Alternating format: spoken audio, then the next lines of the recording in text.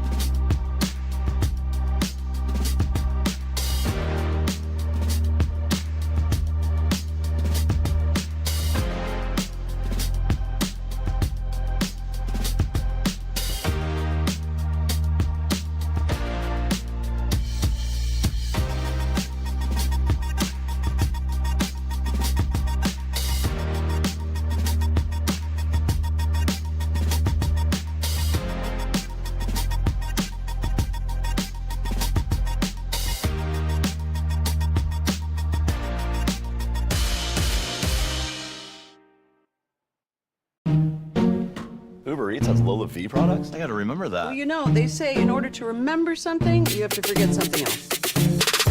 Okay, now that is a very cute haircut. That's like a little shag. I've never seen it before. Well, I mean, of course you have. It's the Rachel. Oh, is that your name? No, I mean, what's your name? No, I'm Jen. My name's Jen. Right, but I just mean like this is your hair. But that's hair on your head. I'm not saying this is your hair. Okay.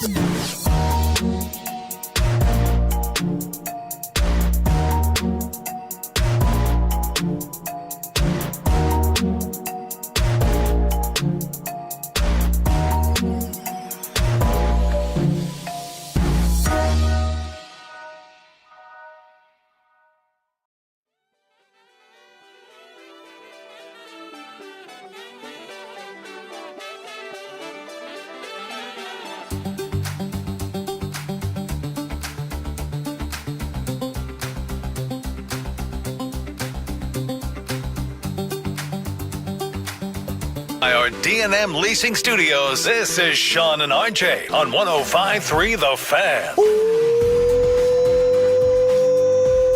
Woo! Good morning, Metroplex, and shout out to the 6 a.m. Club. Happy Memorial Day. Fired up to be with you. My name is Jake Rietma. Happy to be filling in alongside the three-time Hall of Famer to my right, Mr. C.A. Good morning, Chris Arnold. How are you? Got you down. Good to be here, Jake, and everybody. Welcome to Memorial Day weekend. This is the two things to say about this weekend before you continue the introductions. It is the first barbecue holiday of the summer, but more importantly, we love that. We love that, especially in Texas. But more importantly, it is a recognition of those who've lost someone in their family or their friends who gave the ultimate price and served our country and lost their life doing so. So we always want to recognize them. And there's a reason why downtown Dallas, if you're driving through for some reason, it's all lit up. The buildings are lit up in flags. I mean, the colors are flags. And one of them, I think, on the Omni is the whole wall of the hotel is a flag.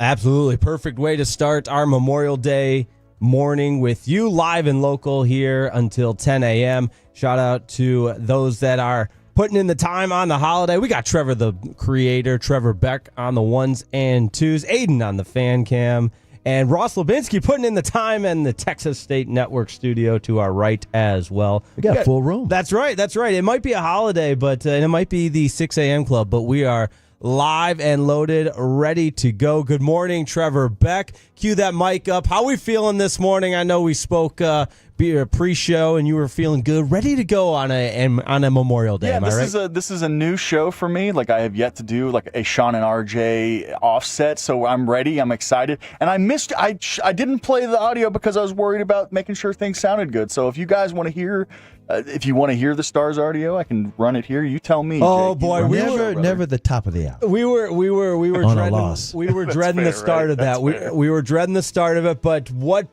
better way to get into it than the Dallas Stars find themselves in a 2-1 hole after I'm going to say this. I'm going to say the score is a little bit deceiving. Yes, it was a 6-1 final in Edmonton yesterday. It was a 2-1 game at one point until the onslaught of goals in the third period. But yeah, Trevor, if you've got a low light queued up, man, it's unfortunately it is time. The Dallas Stars falling to the Edmonton Oilers 6-1. Did well to get a shot off as he was being tied up. Bishop again. They score! That one went right through Stuart Skinner after all of those saves.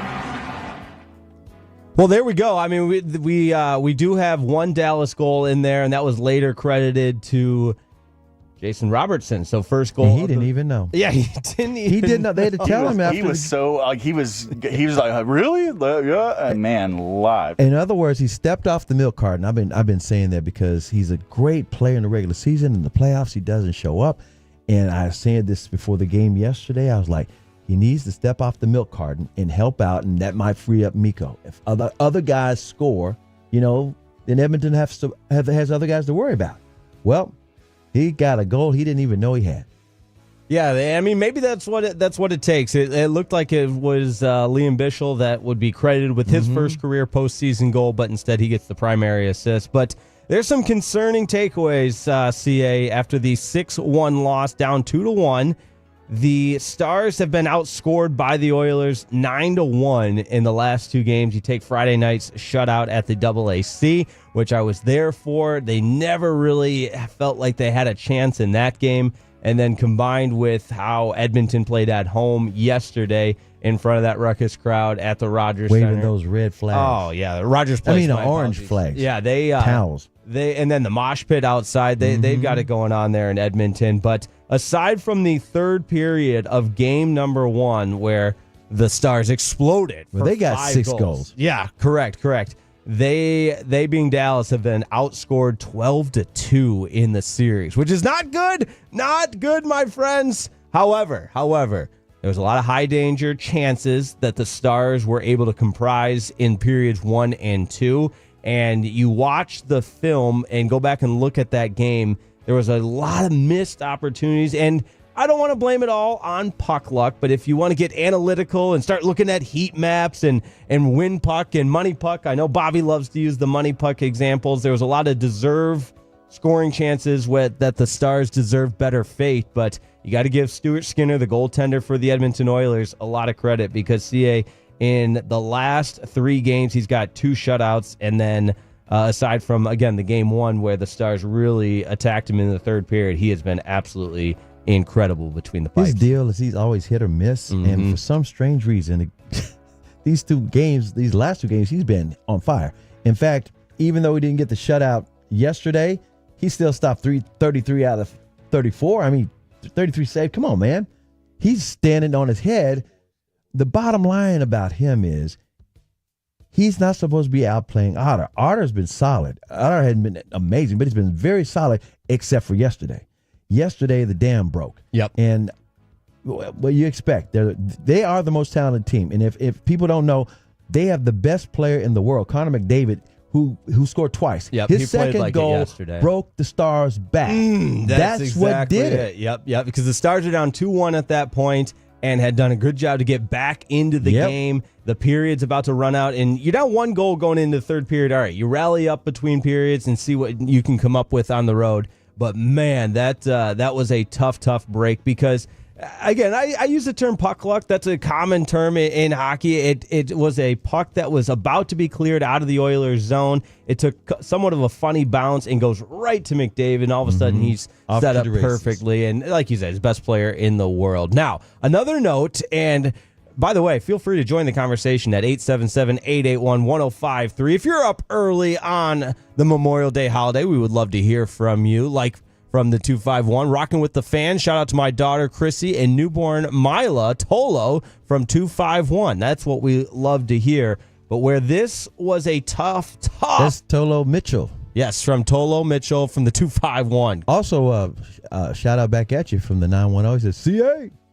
Hey, there you go. You got to love that. Where the Stars, unfortunately, had a difficult turn, a fate, really, in the first period was in a missed call in which Edmonton was clearing the puck.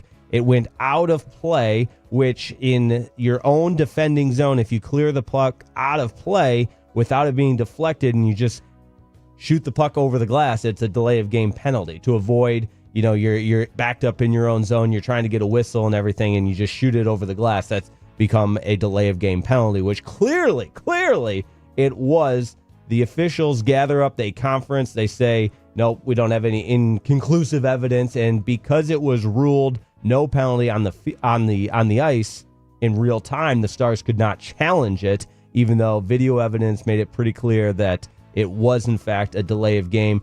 The Oilers come back and score 2 goals in the next 30 seconds. I mean, this is what the Oilers have been doing to the Stars this series. They've been scoring goals within a minute and a half. I mean, all 3 games, back-to-back goals within a minute and a half or less. The other thing about the Stars is doing them in, they can't seem to score first in any game. They've played 16 playoff games. They've only scored first 3 times. That's it. That's tough. You put yourself behind the 8 ball. You got to score when you've got 5-on-5 situations. You can't count on the special teams alone. And again, you can't say, oh, we just got to wait for the power play. No, you can't wait. Now, I mentioned my optimism in this Dallas Stars team despite trailing 2-1, and I do believe that. That's not a homer pick. That's watching the game, and is it going to be an uphill battle? Absolutely. Do I think the 6-1 final score is indicative of the way that game went? Not at all. Here's what Pete DeBoer had to say post-game.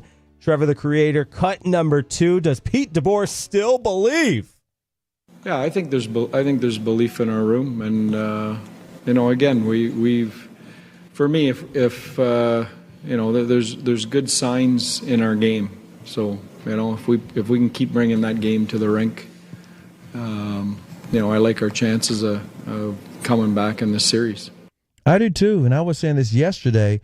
I love the fact that they know how to compartmentalize these losses. They don't stress out the way fans would, and I really do believe that losing streak at the end of the regular season helped fortify that mentality because they could not afford to dwell on losses, and they've done a great job of that. Now, also yesterday was the first time they've lost 2 games in a row in the playoffs this year, but I don't think they'll have a problem with that. I think what a lot of people want to know though is, when is Rope coming back? He actually skated before the game, and then he wasn't able to go. I think you'll never know because it's not in the Stars' interest to give you his status. Right. It's like they are vague enough as upper body, lower body, but the thing about it is you have to make the other team worry about him or at least try to prepare for him, and so they're going to always say he's a game day decision. Right, and to add to that, you got a guy like Rope Hintz who is injured because of the dirty play. I mean, just an egregious play from Darnell Nurse on the slash in game number 2. I for one, I'm shocked you haven't seen Jamie Benn or somebody on that Stars team step up and revenge. And yeah, a little bit. And I understand you got to be smart about it. Now, I'm not saying go out there in the first 2 minutes and put your team down shorthanded and that sort of thing. But look at the way Matthew Tkachuk defended his guy against Aho for the Carolina Hurricanes in their series. And that's a guy where with Matthew Tkachuk, you know what he represents. You know he's got your guys back. And I don't want to call out everybody on the Stars because there's a calculated way of going about it. But I was fully anticipating someone going after Darnell Nurse in some capacity in game number 3, and it didn't happen, which I was surprised about. Never too late. Yeah, that's true. So, by the way, got a couple of shout-outs here. 214 says, going to work in Iowa Park, Texas. Appreciate you. Another 214 says, just got off work, the night shift. There you go, grilling working some on burgers that night and shift. Drinking some of my fallen brothers. Drinking for let me slow down. I'm drinking for some of my fallen brothers from the Marine Corps later today. In other words, toast to them. Yeah, and there pour you go. something on the ground. That's right. Absolutely. See, just like you said when we opened the show, that Memorial Day, we pay tribute to the fallen heroes and that have died serving this country. Now, CA, we were talking before we went on the air that Stars game didn't go as planned, got down and lost big, and it looked like it might have been a bleak Monday if the Texas Rangers wouldn't have pulled off what they did. The Texas Rangers. You mean they won a game? They were on the verge of getting swept, CA. Get out of here. Swept, but swept by the Chicago White Sox, the lowly White Sox. But thank goodness, the Texas Rangers came through. Gasioka on the ground, third base. A bobble for a moment. Now the throw to first, and he was off the bag. like everybody's safe. A run scores, and this game is tied at 3. So that was the RBI ground out that tied the game at 3 in the top of the 9th. And then a 2-run double from Adolis Garcia put the Rangers ahead. Sir. They eventually win it 5-4 over the White Sox and avoid the sweep, CA. Who knew we'd be talking about avoiding a sweep to the Chicago White Sox, but good to get one in the win column. Yeah, White Sox were so awful last year. They're terrible this year, but they were awful last year. It's just totally embarrassing. The Rangers hadn't gone over on a road trip in 4 years, and they were staring that down. In other words, I think different players were saying after the game, it was win at all costs. It has to be done. We're not going to lose this game. And Garcia got on the mound to close it, and I swear to God, he gives up a bomb that scared the hell out of everybody. He was like, no, no. And it would have been a walk-off homer, but thank God it couldn't make it over the fence, and they caught the ball, and it was over with. Oh, yeah. The Rangers, they needed this one. They really did. And I think they really needed it just to stop this slide, and it's not going to solve everything. And by the way, Osuna's up. They brought him out from the minors. He was their minor league player of the year. He was the toast of spring training this past season, and they brought him up for the mere reason. Again, he's not a big batter, and batting's the problem. But he's energy. Yep. He's one of these energy guys. You know that you hear about energy guys in basketball. You hear about it in football a lot. He's an energy guy in baseball, and they just needed somebody because everybody else in the clubhouse is walking around like it's the end of the world. Exactly. And he's young. A and shot he's got of life. Shot of life. He's just got this enthusiasm. He's like, hey, kid. In other words, in baseball, the phrase that you get the most respect for, and you know this because you're a baseball guy, when somebody gives you the respect, they say, well, I like the way he goes about his job. Yeah, pros pro. Yeah, pros pro. With Osuna, he's just a rookie. He's only 22, but they like his energy. They like the way he's young and he's enthusiastic, and it's like, hey, he's fun. Absolutely. That's what they needed. Yeah, and he made a diving catch in the game, which you love to see. Yeah, 0 for 3 at the plate, but his first at-bat, full count walk-off. Absolutely. I mean, not walk-off. He walked. He was patient. Let's hear what Jake Berger had to say on the debut of Alejandro Osuna. That's cut number 7. Jake Berger talking post-game on the debut of the youngster, Alejandro Osuna. He's a pro. You know, you look at him and you're like, man, this guy's been in the league for 10 years, and this is his first game. And so I'm excited to watch him grow and keep learning at this level. And we saw it in spring training, just with how he was going about his business every single day, and ability to drive the ball and walk and do all the things, all the little things right. So I'm excited to watch him grow and enjoy this fight back. By the way, Berger's been hitting well the last couple of weeks. Yeah, he's been a spark offensively that obviously he's gotten it together. Yep, the Rangers have desperately needed. But when he was sent down, provided that opportunity to clear his head a little bit, and I think it goes to show stuff, yeah. Absolutely I think just the commitment that at the very top that CY has moving pieces. There's and some family things he had to take care of. Right. So good there. And hey, let's see if the Rangers can turn this. I don't want to say momentum because you go 1-5 on a road trip and that's not necessarily momentum. But now you're back at home. You got the Blue Jays coming to town for 3. And if they can start stringing some victories together, the Cardinals will come to town after that. So a couple of good teams coming in here that maybe as the case in the baseball season, you get the ebbs and flows, the roller coaster, bottomed out a little bit there on the road, start to see some better results here coming up. As a matter of fact, since they're going to be in town, we will have Fred and Blake, the Fan After Dark, in the daytime, broadcasting from Globe Life Field. Right after this show. Globe Life Field. That's right, because we're with you all day on Memorial Day. That's why you turn it on and leave it on, and we'll get some shout-outs here from the 214. Want to give a shout-out to all soldiers, first responders, headed into work from Grapevine, Texas. We appreciate you, and we appreciate you turning us on and leaving us on. One more, Jagon and Terrell, who is a loyal Tolo. He says, CA and Jake headed into work, still hoping the Star is going to turn this thing around. I love it. One more, Ryan from Fort Worth said, good morning. Locked and loaded, driving for Uber this morning. Happy Memorial Day, everybody. There you go. What do you always say, CA? It's one of my favorite CA-isms. It is a what economy? It is a gig economy, and we appreciate all y'all Tolos for allowing us to ride shotgun with you and you and you while you do what you do. Absolutely. Coming up next, we're going to switch gears a little bit here in the 6 a.m. club. We're going to go inside the Star. There's some Cowboys rumors, at least some conversations to be had about some potential big names that Somebody bought a house might down be here. on the move. We'll have that for you. Don't go anywhere. We're just getting started. Jake Riepma and Chris Arnold filling in on Sean and RJ here on your home for the Texas Rangers and Dallas Cowboys, 105.3 The Fan.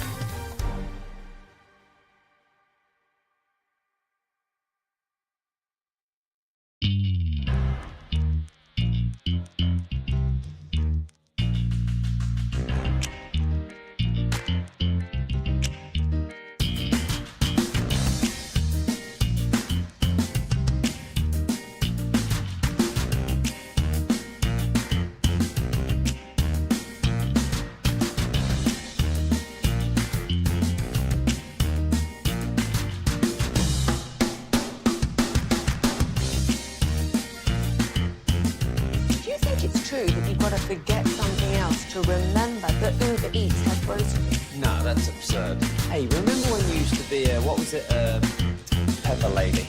Pepper Lady? Wasn't it Cinnamon Sisters? Basil Babies. Saffron Squad? Nutmeg Maidens? The pre-curve? No. Nutmeg Maidens. I just said that. Was it Spice Girls? Doesn't sound right. Was it Saffron Squad?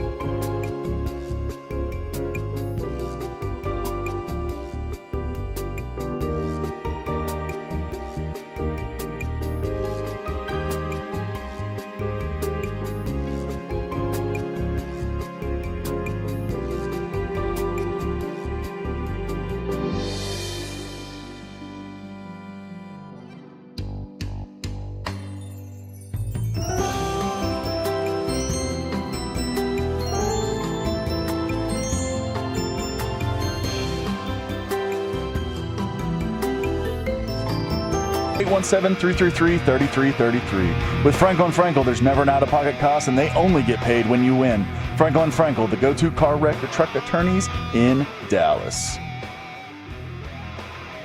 Good morning, Metroplex, and happy Memorial Day. Jake Rietmo alongside the three-time Hall of Famer Chris Arnold. Got you down. Happy as always to be with you, and time now to go inside the Star as we get you ready for the Dallas Cowboys and what is the latest. Chris Arnold, when we talk Dallas Cowboys, and anytime there might be some interest in anybody, what did you say to me in the break? It's like, guess what? So-and-so has bought a house Squirrel. in DFW. Squirrel, squirrel, squirrel. The Cowboy fans go absolutely nuts. Media have to react because they got to say, wait a minute, it might be something to do this. I want to make sure I'm in the loop. And all of a sudden, it goes viral for maybe the right reason or wrong reason. You never know. So the latest, the ESPN's Jeremy Fowler talking about potential trade targets for a very, very talented cornerback, three-time All-Pro, Jalen Ramsey, who has been linked to some trade rumors and likely won't stay in Miami where he currently is. After June 1st, he's gone. That's right. And so some potential suitors. That's what we love. And this time of year with the semantics of it. Team building is a sport. I've always said this. That is why the NFL is a 24/7, 365 league. And I was like telling Fred over and over again, and he agrees with me. There's no bandwidth for a spring football league. Even though there might be some talent there, you just can't keep up with all that stuff. You got the combine, you got free agency, you got the draft, you got the OTAs, you got the mini camps, you got training camp and the season. And there are people who don't even care about the season as much as the team building itself. Right, they just want to talk about. They want to talk about the draft. They want to talk about the moving parts. Trades. Again, team building is a sport. So with that being said, we're at the phase right now where, like Jalen Ramsey, could he possibly be a Cowboy? Well, let me tell you why there's some hints. It's a long shot, and I don't think it probably will happen, but there's some hints. The hints are this. Yep, the Rams would love to have him back. He won a ring with them, and we know the guy. We love the guy. We'd love to have him back. Then they talk about, Jeremy mentioned like Washington. He also mentioned, I want to say the Giants.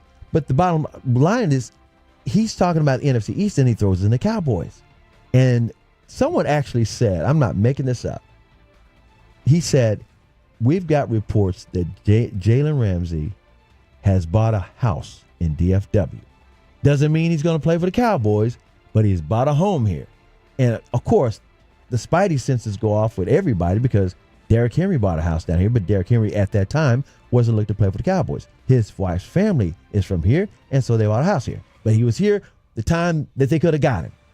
Jalen Ramsey, the reason, the other connection of the dots, I don't know if you heard this story or not. Draft day, the Cowboys actually had a lot of interest in Jalen Ramsey and Ezekiel Elliott. And Jalen Ramsey loved the Cowboys, grew up loving the Cowboys. And he tells this story, I forget what sports show on ESPN or something. He's telling a story about draft day. He's up there at the draft with Zeke. They're sitting side by side. The cameras are on both of them. And when the Cowboys make the pick, and he loves the Cowboys, they pick Zeke. and all the cameras just shifted in front of Zeke, and there was nobody in front of him. He said, I'll never get that as long as I live. And by the way, he was saying a year after that, he'll never play for the Cowboys as long as the Joneses own the team because he was mad at them for not picking him. So, of course, that's emotion. He's already got a Super Bowl ring by now. He's a veteran. He fits in an Eberflus system. That's why fans are like, oh, maybe. But maybe not. Jalen Ramsey's, important to point out, 30 years old, so certainly nearing, I don't want to say the back nine of his career, but an experienced veteran, like you said, but played in all 17 games last season for the Miami Dolphins. And statistically speaking, I think he's always been a guy that quarterbacks in the opposing offense just avoid. You know, he can be the guy that takes out a receiver. Like a shutdown. Correct. So last season. And he also could play safety. Yeah, he tallied 60 tackles, 11 pass defended, and 2 interceptions. So the other reason why you like him is because you don't know the health of the other corners. You don't know how healthy Deron Bland is. You definitely do not. Well, Deron Bland should be healthy. You don't know if Trayvon Diggs is going to be back before halfway through the season. And the rookie you just drafted, you don't know when he's coming back. Yep, Ravel returning from a torn ACL of his own. It would be a huge move. Which, by the way, the offseason has been what was the go-to? Selectively aggressive. I think with the offseason, been selectively aggressive when you talk about bringing in George Pickens. And, yeah, that was a trade. And so they said, wait a minute, they're open for business, unlike last year. Right. That's right, but that'll be interesting to see. However, CA, you know we've got some of the absolute best right here in our own building that have a pulse on the Dallas Cowboys like no other. You got Bobby Belt, the insider. Sources. You got Brian Broaddus, who Broaddus tweeted this out yesterday. I think it's important to put a little context behind it. His tweet saying, hearing late last night that the Jalen Ramsey news was not accurate, according to a couple of folks I got to talk to. Don't think I was getting steered the wrong way. So here's the deal about that. And Broaddus is exactly right. Cowboys do not mind rumors, though. That keeps their name. Jerry always put it like this. He said, you want to be relevant. This is before viral came out. You know, back in the 20th century, you got to stay relevant. So they don't mind rumors. The one thing about it is they don't want to pay him his money. And here's the breakdown on his salary. He's due $1.1 million something for this upcoming season. But then it balloons because he got 2 more years left to like $10 million and then $20 million. So those are those last 3 years. And Miami's trying to ditch him after June 1st because of the June 1st designate. They don't have to pay all that money. They want Miami to eat some of the contract, though. I'm talking about the other teams that are interested. Miami's like, I don't know about all that. I think personally he's going to wind up with the Rams. Yeah, the Rams make a lot of sense. And the Rams have always been that team that say F those picks. And they did it when they got him. Right. The first time with him and Von Miller. Look, they got the Super Bowl rings. This is the way I love the way they did. Matthew Stafford as well. Yeah, but Matthew Stafford, he's still there. I'm just saying Von Miller, Jalen Ramsey, and even OBJ. Thank y'all for coming. You got your rings. Bye. And we keep moving. And everybody's happy. Fans are happy. Management's happy. Players are happy. I'm talking about the ones who got their rings. So that's why it just drives me crazy the way Steven drags his feet. Jerry used to be that way. He used to be the swashbuckler, the old man, the wildcatter that was aggressive. But Steven's been like, tweak here. What'd you say, selectively? Selectively aggressive. So. And keep us guessing and keep the Cowboys relevant, like you said. So I think as we sit here on Memorial Day on May 26th, if I had, what do they always say, gun to your head, what would you say? I don't anticipate Jalen Ramsey being a Dallas Cowboy. Nope. Rams. I can see him being a Ram. However, that would be better than him ending up in the division because... No, you don't want him with Dan Quinn in Washington. You don't want him with the Giants. You don't want him with Philadelphia. Just keep him out of there. And one other note about him, nobody calls him his nickname anymore. Remember, he used to be the sass guy. Yeah. He's always saying something sassy. That's right. He did have some... He would put a lot of thought. Child, please. Almost like Ocho Cinco. Right. And in his post-game pressers and that sort of thing. He also, and this has very little to do with the play on the field, but it just popped into my head. He wears like the turtleneck and the long sleeves and a and he looks like he's just got way too much. Whether it's a warm game or a cold game, his whole body's covered now when he's out there. The long socks, the long turtleneck. It's so crazy because he grew up in Florida and he plays in Florida right now, and he was playing in LA. It wasn't like he's been on a cold climate. Right. He wasn't playing for the Vikings. But that being said, it'll be interesting to see how that plays out. Coming up, we've got our best and worst of the weekend. And I will tell you this, despite some lackluster play on the ice in game number 2 for the Dallas Stars, that we had some best of the weekend going on Friday. Including the Colonial. That's right. I got a backstory on the guy that won it. Look at that. Mm-hmm. Look at that. Golf is the best. They've got golf in Texas, man. They really do. Again, you got the Byron Nelson, you got the Charles Schwab Colonial. Oh, we got to go a quick shout out before we go to break. 972 says, Loyal Tolo here and paramedic headed to work to the ER today. Remember my grandfather who actually stormed Normandy Beach in World War II with the Omaha Assault Force on day 2. We salute you. Incredible stuff there. We're giving shout outs all Memorial Day long. So text us at 877-881-1053. And we'll be sure to get your Memorial Day shout out on the air. Don't go anywhere. Best and worst of the weekend is next. He's CA. I'm Jake Reitman on 105.3 The Fan.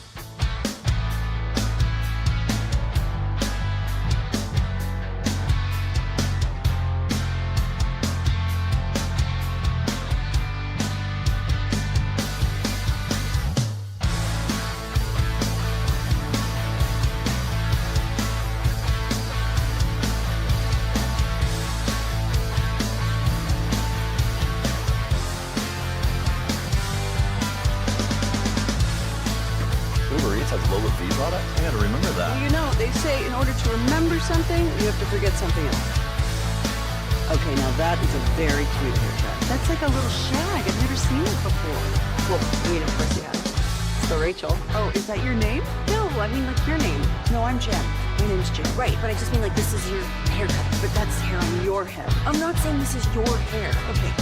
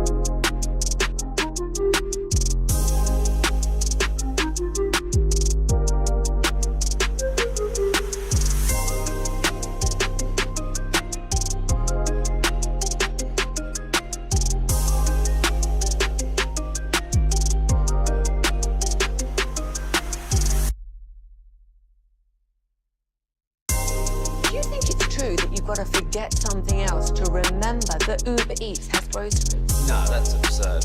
Hey, remember when you used to be what was it? Classic Chevrolet. Together, let's drive, relax, and enjoy the difference. Based on new Chevy registrations 2023 and 2024. A wild game number 3 in the Eastern Conference Finals between the Knicks and the Pacers. We're going to get to that at 7. But right now, how about the best and worst of the weekend as we bring you home on a Memorial Day here. Jake Riepma alongside the 3-time Hall of Famer Chris Arnold. Got you down. And CA, anytime we get to hang out during the 6 a.m. show and the 6 a.m. club on the Sean and RJ program, it is always a pleasure. It is always exciting. And you know what? It reminds me of the exciting times we had this weekend because that's where I'm going to kick it off with my best of the weekend. Even though the Stars on Friday, well, and yesterday for that matter, didn't exactly play well on the ice, you know what? We had a great time on Friday going to game number 2. Had a little pregame. You say we, you and who? Sean and RJ. Sean and RJ. That's who we're filling in for. Bobby Belt was with us. You got Sean and his wife Amanda, and Bobby and his wife Kristen came over to my spot near the American Airlines Center. I wanted to make sure the snacks, because listen, you know there's a lot of different ways to pregame before a game, but snacks and drinks are a must, CA. And they had to be delivered and on point. We had a charcuterie board. We had all kinds of chips and dips. We had for the drinks, we had it all. We had ranch water. We had the high noons. We had mules that you could make. We had all kinds of stuff. At your place. At our place. And it was a good time. And on top of that, then you just wandered on over to the AAC. Yeah, exactly. Great. Met up with the Wooly Bully, who Bully Melrose at the time. He had the Zach Wolchek had the mullet, the Barry Melrose mullet on that you've seen all over. And even though we couldn't bring the Stars a victory, we certainly gave it our all. That was my best from that weekend. Friday night, a good time with Sean and Bobby and Zach Wolchuk going to the Stars game. Very, very good. I've had a nice, fun weekend myself. As a matter of fact, I want to give you a weather update before I get into what I was doing last night. I'm just going to get into last night because I was on the air every day this weekend. I appreciate all the Tolos for listening in and letting me and Jake and Fred and who else was on with me? Ride shotgun with you and you and you. But last night, I was smoking some ribs all night long. All night. It's the 3-2-1 technique. And it takes 6 hours to do these ribs. They prep them and the whole 9 yards. So I was basically taking a power nap the first 3 hours, go out, check on the ribs. I got a master built, which is the charcoal on the side, but it's like a Tesla. I mean, it's like it's got a computer in it. And it's like, ooh, that's it keeps the temperature even. But back to the weather. It's crazy raining right now in different parts of the Metroplex, but it's not gonna get worse. The bad stuff was like when I was trying to drive in. Me and my wife and kids live in Waxahachie, so I had to drive through all of that at 4:30 this morning to get up here, all right? All the stuff you're dealing with right now, it's going to dissipate after 8 o'clock. You can tell I took meteorology in college. I like to talk about the weather. And so the bottom line is it's not going to be like a sunny day the rest of the day, and it's not going to be hot and muggy like you're in Houston. The high today will be 76 degrees. All right. That's it. And there's only like a 15% chance of rain after 10 a.m. So there you go. So plenty of time to get your barbecue. That's right. Enjoy the barbecue. Get your cookout, either one. Enjoy it. It's the official kickoff of summer. It's also, of course, an important holiday in remembering our fallen heroes. Yes, sir. But the best of the weekend, the smoking of the ribs. And when you talked about the process, CA, it just... even though it's 6, we're in the 6 a.m. club right now. It got me hungry, man. I'm ready to go. There's a lot of people who are doing the same thing. They're either going to somebody's house for the barbecue or the cookout, or you were the one doing those things. You want me to go through the drill? Trevor heard it yesterday, and all the Tolos know that there's a difference between a barbecue and a cookout. Don't mess it up. That's right. It's real simple. I love a cookout. But do not promise me a barbecue and you don't have any barbecue. A cookout, yeah, you're cooking on a grill, but it's hamburgers and hot dogs. Nothing wrong with that. Mm-hmm. But if you tell everybody you're having a barbecue, you better have some brisket, some ribs, some chicken, some links, something other than barbecue sauce.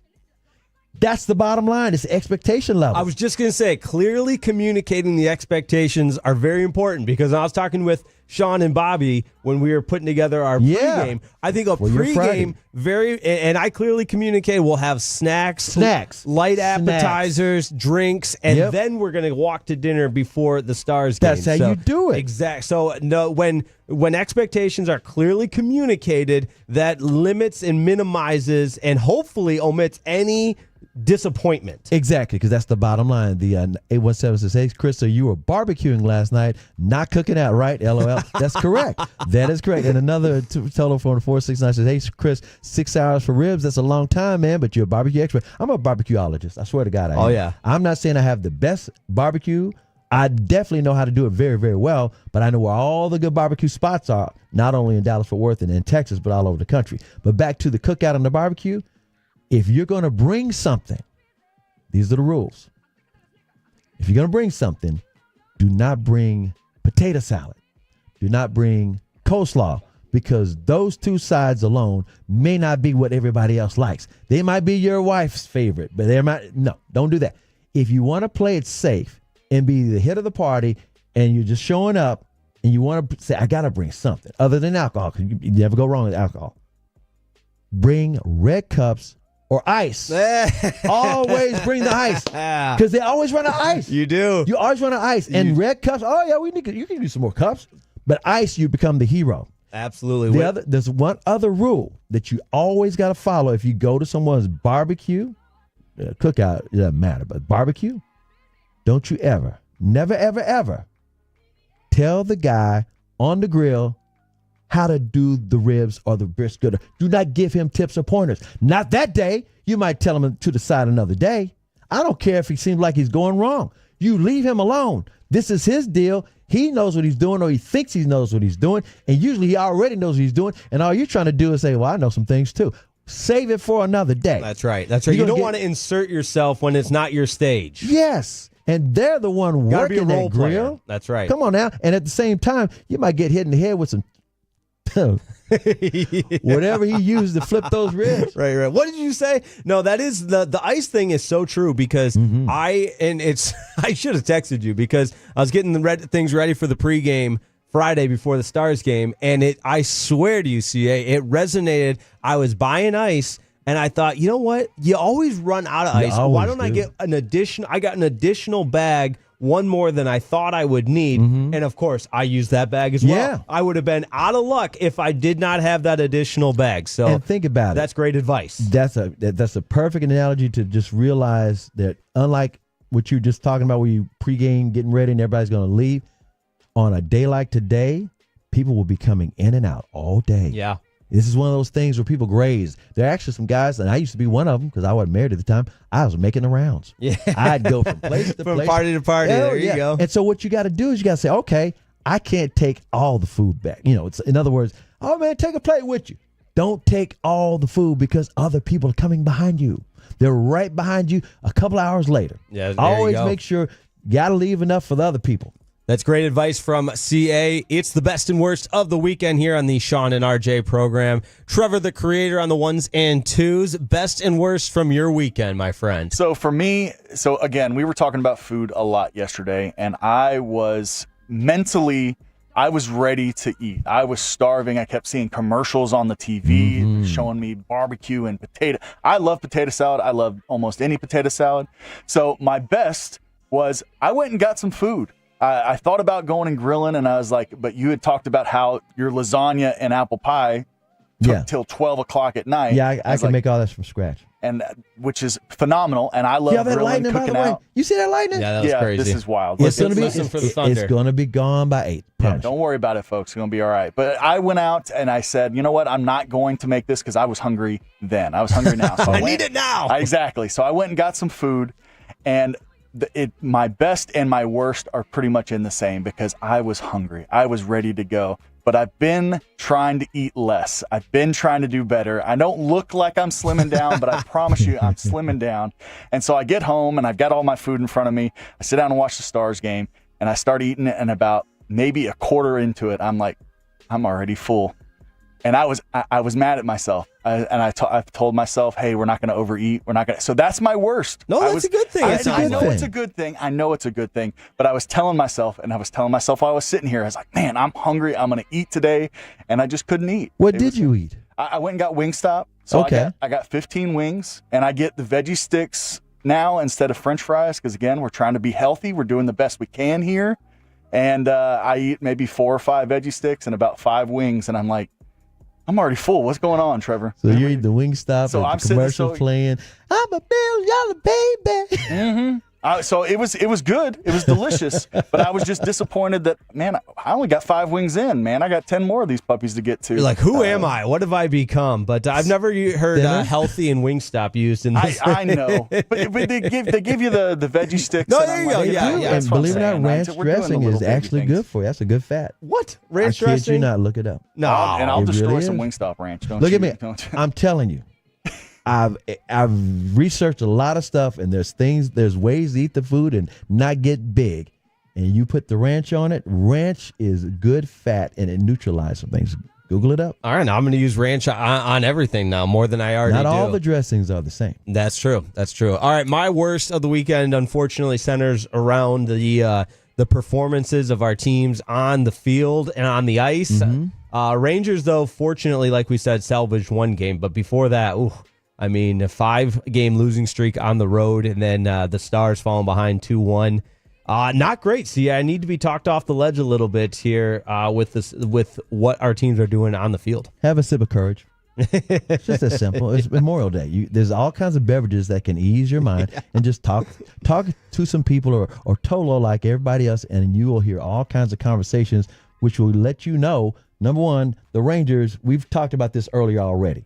They got the spark from the minor leagues. Osuna's up there. Okay, I'm not saying they're going to suddenly get on this winning streak, but guess what? Everybody's down in the dumps. He's the energy. As for the Stars, they've only lost 2 games in a row for the first time ever in these playoffs this year.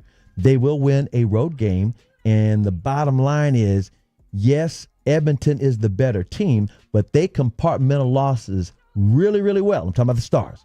That's what your hope is. And again, Skinner's also Dr. Jekyll, Mr. Hyde. He just put together a couple of games, Dr. Jekyll. But let me tell you one other thing. I don't want to leave out Fort Worth. Charles Schwab was happening over the weekend. Not a drop of rain. Everybody got to play. And the guy that won it, this guy named Griffin. Ben Griffin. Have you ever heard of Ben Griffin? I have. Probably not. You have? Mm-hmm. Tell us about it. Ben Griffin? You shouldn't really know that much about it. No, I just know he's played from a golfing standpoint. Here's the deal. 29 years old. He wins the Charles Schwab out there, and everybody at the margarita machine is all happy about it. Scotty Scheffler tried to come back, but by the way, Tim Matthews was on yesterday doing the golf show, and he had told us and told me, he said Scotty is mentally drained right now, and he knows because Tim knows Scotty and all this stuff. Tim knows everybody. He says he's been mentally drained from all these, PGA, the Masters, Byron Nelson. And even when he finished, Scotty was saying, guess what? I didn't play well Thursday, and Friday kind of dipped me in, but overall, and in fact, he didn't go out of the course Monday or Tuesday. He wasn't even there. He had to have some mental relaxing because you're number 1 in the world and you win those tournaments and stuff. He had to go to the Stars game Wednesday. Yeah. So the bottom line was he was kind of whooped. So here's Ben Griffin, who wins it, 29 years old. He's a Tar Heel, went to North Carolina, grew up in North Carolina, and was on the PGA Tour for a while, struggling a little bit. Then he decided to quit and became a mortgage loan officer. Really? Yes. I did not know that. Wow. I said, what? Mortgage loan officer. They said, you know what? Let me give it one more shot.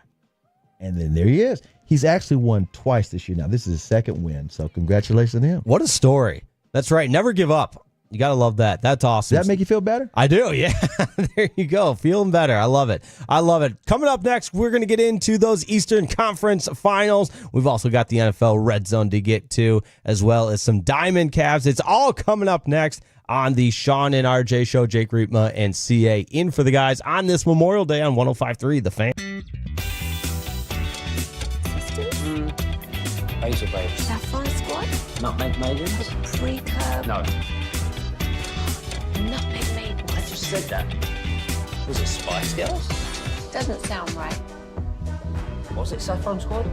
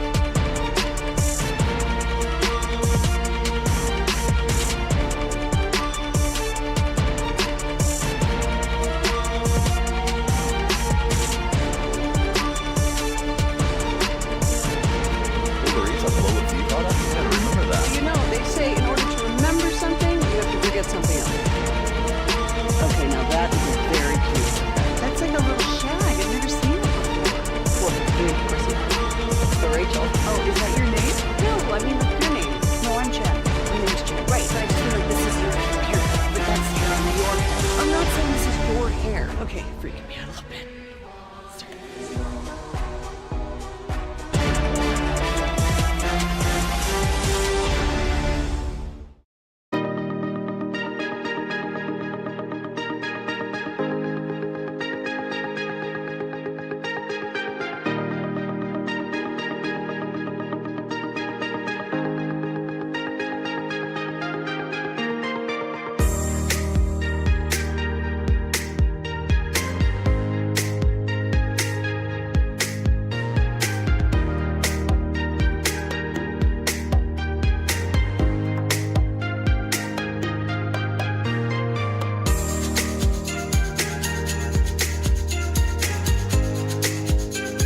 Be the fan.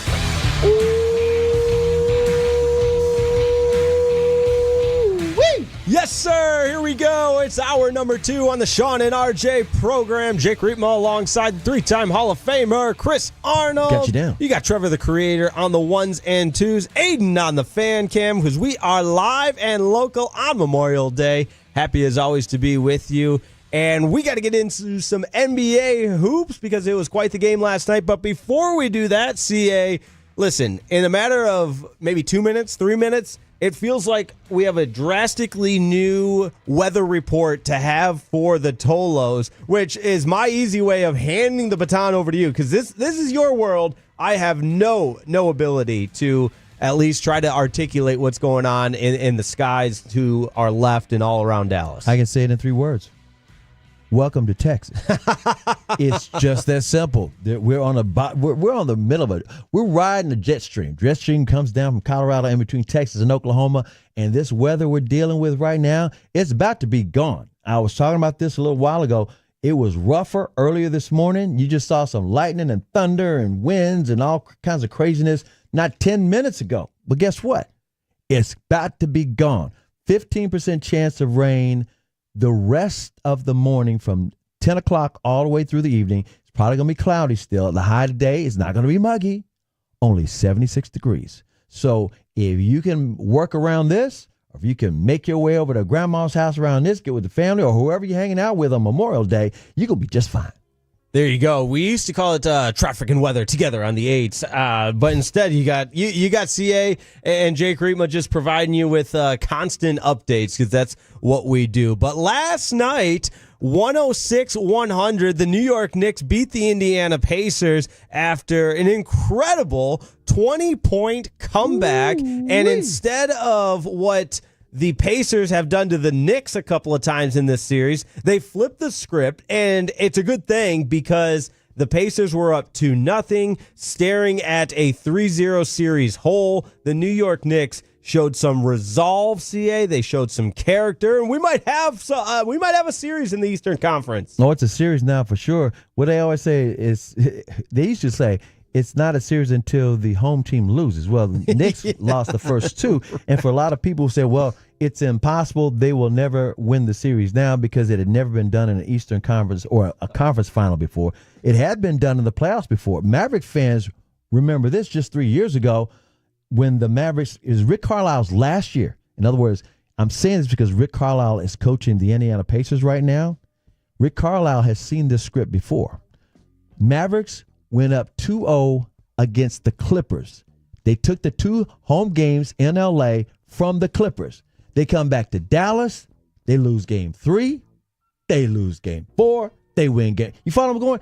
The Clippers wind up winning in 7, even though the Mavericks won the first 2 games. So Rick Carlisle knows, wait a minute, even though Indiana has won the first 2 games in New York, this S ain't over yet. The 2-0 lead is not a stranglehold. Even though it's never been done in the Eastern Conference or the conference finals, it doesn't mean it can't be done because he's seen it happen to him before. Karl-Anthony Towns, and this is why the internet is so funny and so reactionary. We're all guilty of it. I'm looking at Twitter, X, whatever, the first half. Knicks fans are ready to trade Karl-Anthony Towns. He doesn't show up in big games. But how about this fourth quarter? 20 points for Karl-Anthony Towns in the fourth quarter. He had it going on. Cut number 11.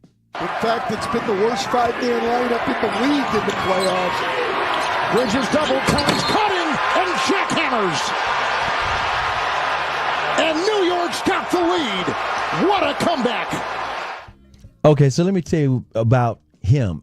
He scores 40 points in game 1, 20 points in game 2, 24 points last night, saves the series, or the season as some New York pundits are calling it. He saved the season. Cat saved the season because he can shoot threes, he can dunk, he can grab rebounds, but guess what? All during the series and most of the playoffs, he's been a negative on the floor. Not just him personally. And I was talking about this all weekend long. I said, because I saw this article where this guy broke down the analytics of what Thibodeau has to do, because he said Thibodeau is going to cost them the series because he refuses to change his lineups and he sticks with the same guys too long. In the regular season, the Knicks starting five was a plus minus 68% plus. In the playoffs, the worst team in the playoffs with a negative 50. We're talking about the five guys. We're not talking about one guy. We're not talking about Cat. We're not talking about Jalen Brunson. We're talking about the mix of those starting five that have been nails in the regular season. They have been befuddling out of all the matchups he uses. And so I was like, he's got to make a move. He's got to make a move. And the move he made was inserting Robinson, the big guy, into the starting lineup with Cat. Well, guess what? First half, Cat's got to figure things out because that's not what they normally do. Then he takes over the fourth quarter. So for everybody wondering what happened to Cat, he had to let Robinson do his thing, and they had to figure out the circumstances on when does he decide to be selfish and take the ball, because he didn't want to be another negative again. And he had been a negative 20 in game 2. What we do know is the drastic comebacks in each of these first 3 games. It's like if you find yourself down by a lot at the beginning portion of the game, that'll mean nothing. Yeah, I would say it's almost like where you want to be. I mean, you're gonna mount a comeback, but we've got a series 2-1 lead now for the Indiana Pacers. Game 4 tomorrow night. Game 4 tomorrow night in Indiana, and again, Carlisle has been through this before. The thing you got to keep in mind on this series, why they have a chance, none of these games have been blowouts. Each team has had a huge lead. New York had a huge lead game 1. And game 2 is going back and forth. Game 3, Indiana had a huge lead, 20-point lead. Because all 3 games have gone down to the wire, that's why they have a chance. It's not like just what happened with Minnesota and Oklahoma City. Do you want to mention that? Because they're playing today. That's exactly where I was going with next, because it's a 2-1 series lead for the Thunder in that one, and Minnesota in game number 3 at home just absolutely boat raced the Oklahoma City Thunder, and Anthony Edwards was looking like the Ant-Man and looking like 30 points. The guy that can help elevate this Minnesota team and make it a series. So here's the deal. Oklahoma City is loaded. They're not injured. They've got the MVP with SGA. They've got a defense that suffocates. They got 2 bigs that will block shots down low, Hartenstein and Chet. So they've got the formula. But here's the deal. Minnesota does too. Minnesota just blew out the Oklahoma City Thunder. You're saying, okay, well, Oklahoma City's still better. That's true, but guess what? Last year, who was the defending champions? The Denver Nuggets. I'm talking about last year, not Boston. I'm talking about before Boston won it. Denver was the defending champion. Minnesota beat them in 7, including a 45-point blowout of Denver. You see where I'm going with this? Denver was the defending champs. So Minnesota ain't scared of a more talented team. They have been there and done that before. So that's what, when people say you have to go through the wars, you have to go through the process, that's what they're talking about. Oklahoma City hadn't been through all that stuff yet. The Knicks have, Carlisle has, when he's talking about, okay, I've been down 0-2 before, or I've been up 2-0, and the team came back and won it on me. So he knows I got to be ready for this thing. The Knicks have a chance. Minnesota, they knocked off Jokic and the Denver Nuggets in 7 games, and then they claimed that they didn't have the energy to beat the Mavericks. The Minnesota Timberwolves, I also think it's worth noting that the way the crowd gets into it. I mean, oh yeah, the crowd anywhere. They're nuts. I think, yeah, the crowd in Indiana last night was good, and it's the playoffs, it's the conference finals. And they should be. That actually helps the guys coming off the bench or the role players. Role players don't usually travel well. Right. And did you hear what the Minnesota crowd was chanting when SGA was at the free throw line? No, what was saying? I give them credit. This is a lot of times when you get that crowd chant, it's just something simple. Oh, yeah. They really got creative. They were chanting free throw merchant. Free throw he is. merchant. He is. He is. He lives at the foul line. And do you know, in that game, he only went to the foul line 4 times and wound up with 14 points. That's shutting him down. But here's the deal. He is so good at collecting these fouls. I mean, he knows. It's kind of like James Harden was doing when he was MVP years. He was always like flopping. And so they actually banned it or made it so you have some consequences. Well, they took the foot off. I'm talking about the NBA and the refs. They took the foot off the gas on those things. And now SGA has figured out how to do this when he's driving to the basket all the time. And Minnesota has just figured out, okay, let's just let him fall down by himself or let him try to score alone and let's worry about the other guys. And plus, the role players are more comfortable at home, including Nas Reed, who was like busting threes like it was nothing anymore. Yep. There's just a sense of comfort, familiarity, being at home. And so that will be interesting tonight. Looking forward to that one. Can the Timberwolves even the series at 2? Tip-off 7:30. I wouldn't be surprised. No, I wouldn't either. One other note, the Dallas Wings unfortunately fell on Saturday to the Atlanta Dream, 83-75, the final in that one. Paige Beckers, not a big game, 11 points, 5 assists, 4 rebounds. So still working out, getting acclimated. She's getting acclimated, but she's so solid. I mean, she's already doing wonderful things. The team is not that good. That's why they were able to get the number 1 pick. Right, so it's not like they're going to win every game, but this is they call it a building situation that she happens to be in. Unlike Cooper Flagg, who is also a number 1 draft pick, had Cooper Flagg gone to Charlotte or gone to Utah or even Washington, he would be in the same situation that Buckets is going to. I mean, it's the same thing. If you're on a bad team, you usually get the number 1 pick, and then you have to struggle for a while. And all the attention's on you, by the way. The defense tries to shut you down. Yeah, but they're building character there, right? Of course. And it's going to take Wings some time. are going to be a team to watch, boy. And by the way, people want to watch her play and watch her grow. Let's say they do around it. They want to watch a guy or watch a girl, watch an athlete. The come up. Yeah, they want to go on the journey with the guy because we drafted that person. That's right. And that's the thing about Cooper Flagg you can look forward to. They're ours, They're ours. Paige Beckers is ours. That's right. And hopefully she's still enjoying the barbecue at Hurtado's Barbecue because I do know that was big on her list of getting acclimated with Dallas and endearing herself with the DFW crowd. That's some barbecue. That is your round ball recap. Basketball. We got the Knicks beating the Pacers 106-100. 2-1 in that series. Game number 4 will be tomorrow night, and the Pacers will try to take that stranglehold 3-1 lead, and the Knicks will try to even it up at 2. The Timberwolves and Thunder tonight, trying to even that series up at 2 as well. The Timberwolves got game number 3, and then the Dallas Wings, unfortunately, losing 83-75. Their next game tomorrow night, 6 o'clock tip-off against the Connecticut Sun. Trying to get that first win, that first W in the win column.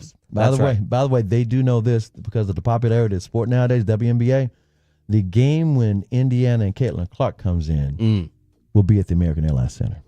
Makes sense. Well, tickets, and you might have a better feel on this than I do, but it seems like tickets shoot up and the volatility of ticket pricing depending on the star player that's in town for the WNBA. Because I've seen some expensive tickets for the WNBA. It's a hot commodity. Yeah, I mean, you got a great team or a great player. That's what people want to see, and the ticket market reflects the value.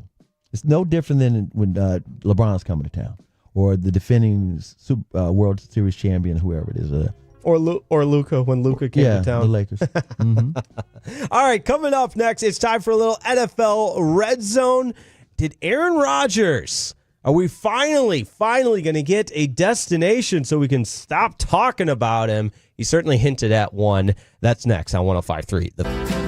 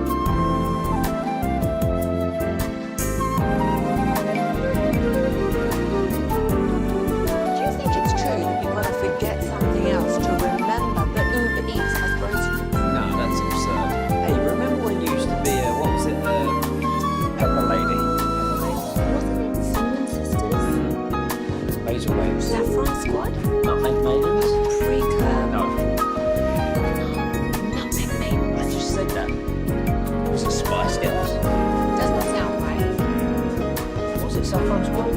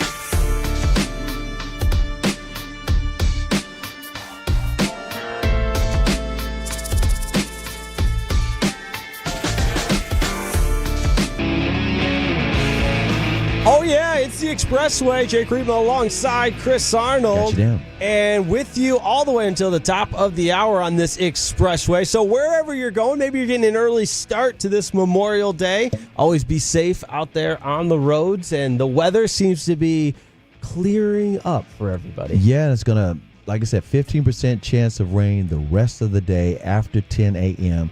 All this weather's moving on. But we're just glad you guys are total on with us. We always like to say, glad to have you. We're glad to ride shotgun with you and you while you do all the different things you do on a Memorial Day holiday weekend, including this is a gig economy. You might be doing some DoorDash. You might be doing some Uber. You might be just running off to the airport to join some family and friends. You might be making some plans for that barbecue or that cookout. 877-881-1053. That is the Franklin & Frankel Injury Attorneys text line. Let us know what you got going on today, and we'll give you the quick shout out and spread the word. No doubt about that. And as we love to do on this program, we go around the entire NFL. Aaron Rodgers continues to tease us with where he might be headed. It's time for the Red Zone. How many people want to eat a W tonight? You know what I like about the media? They think you can just dial 1-800 and get a quarterback. Yeah, All right, Mr. CA, we got to start with Aaron Rodgers. Rodgers, discount double check. Yeah, I miss the funny Aaron Rodgers. Now it's like he's crazy. It's He's one mystical. thing after He's another. washed. Name it. He's a four-time MVP, okay, and he showed some flashes late in that season with the Jets last year, just enough so that we have to do these types of segments where could Aaron Rodgers end up? He loves it. He does. We're giving him what he wants. But like I said, when you got a four-time MVP that's on the market, he's available and essentially just seems to be toying with us, waiting to determine where he's going to play. But he provided a glimpse into what that future could hold in an interview with a fan question and answer on stage at an event hosted by rapper Mike Stud, which is also, this is very Aaron Rodgers-esque, why not do, I guess he goes on the McAfee show all the time. But when asked if he would ever join the Chicago Bears, bitter rivals of Aaron Rodgers' longtime Green Bay Packers, he provided a cryptic response because why wouldn't he?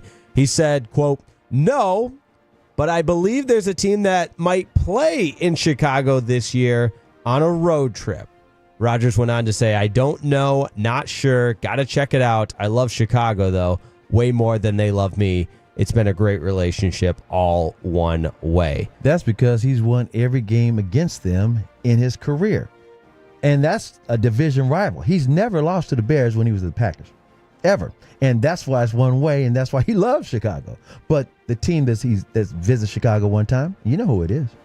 That's right. The Pittsburgh Steelers notably travel to play the Chicago Bears at Soldier Field in Week 12 on November 23rd. Okay, so I got a friend who is an assistant coach with the Pittsburgh Steelers, and he came to a Mavericks game a couple of months ago. And we were just talking about all kinds of stuff.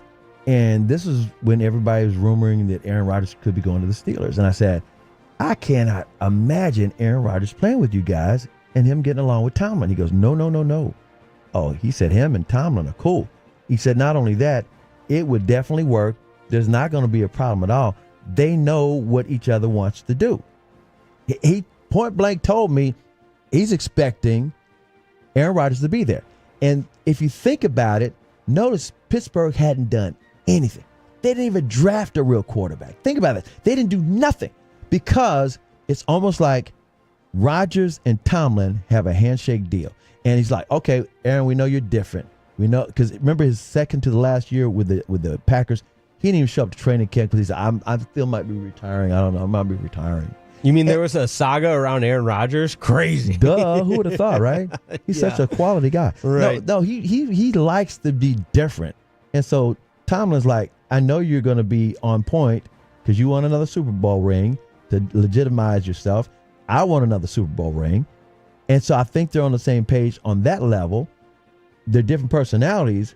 But my buddy who's an assistant coach for the Steelers, he's like, Aaron Rodgers is not going to be a problem with Mike Tomlin. That's so interesting because it's just so contrary to that's what I was wearing him out about that. We're at the Mavericks game and I was like, I just can't see it. And he goes, nope, him and Tomlin are fine.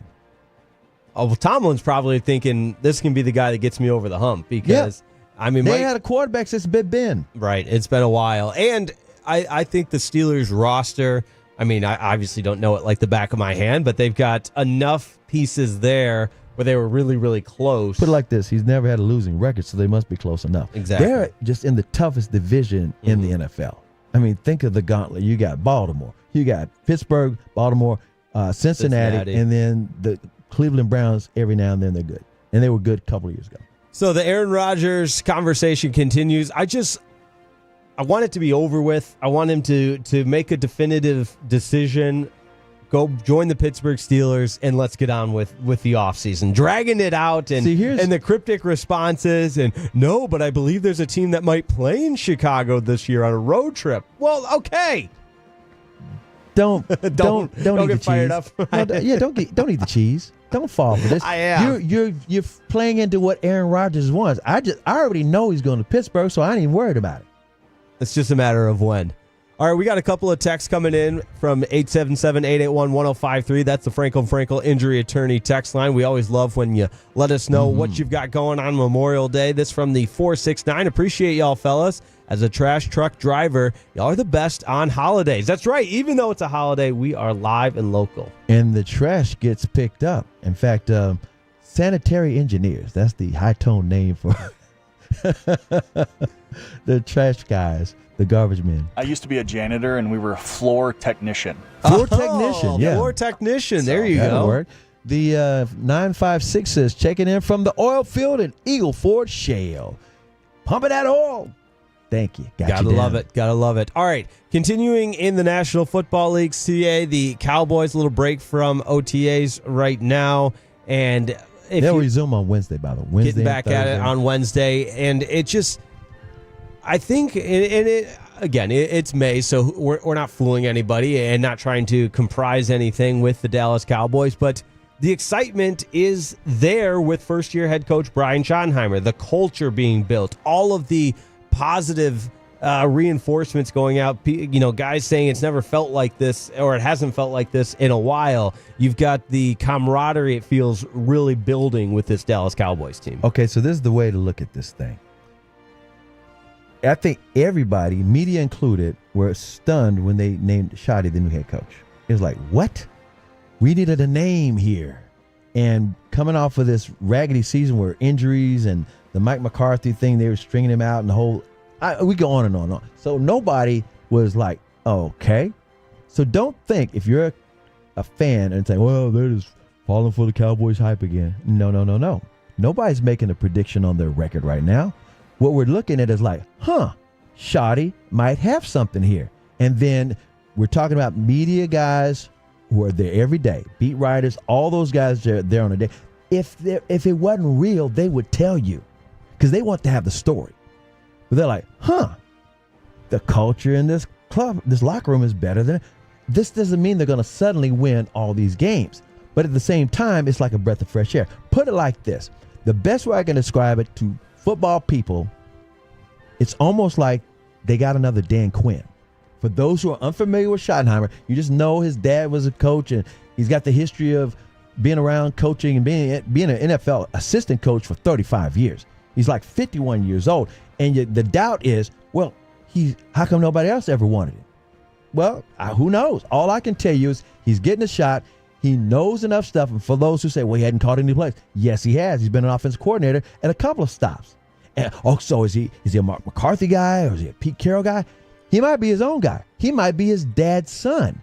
But that's part of the intrigue of you don't know exactly what you're going to get, but you know the experience is there. And as far as the culture and the players gravitating towards him, this sounds like Dan Quinn. And Cowboy fans have lived through Dan Quinn and basically wanted Dan Quinn instead of Mike McCarthy.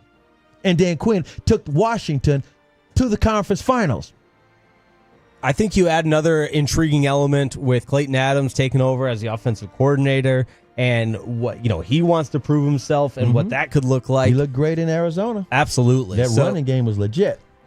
All right, NFL.com came out with a list, and we love People do lists. love lists. We love lists, and I want to make sure I get this right, but it's the most underappreciated players for each NFL team. This is from Gennaro Felicie, and I want to make sure that we're in agreement with his choice for the Dallas Cowboys. Okay.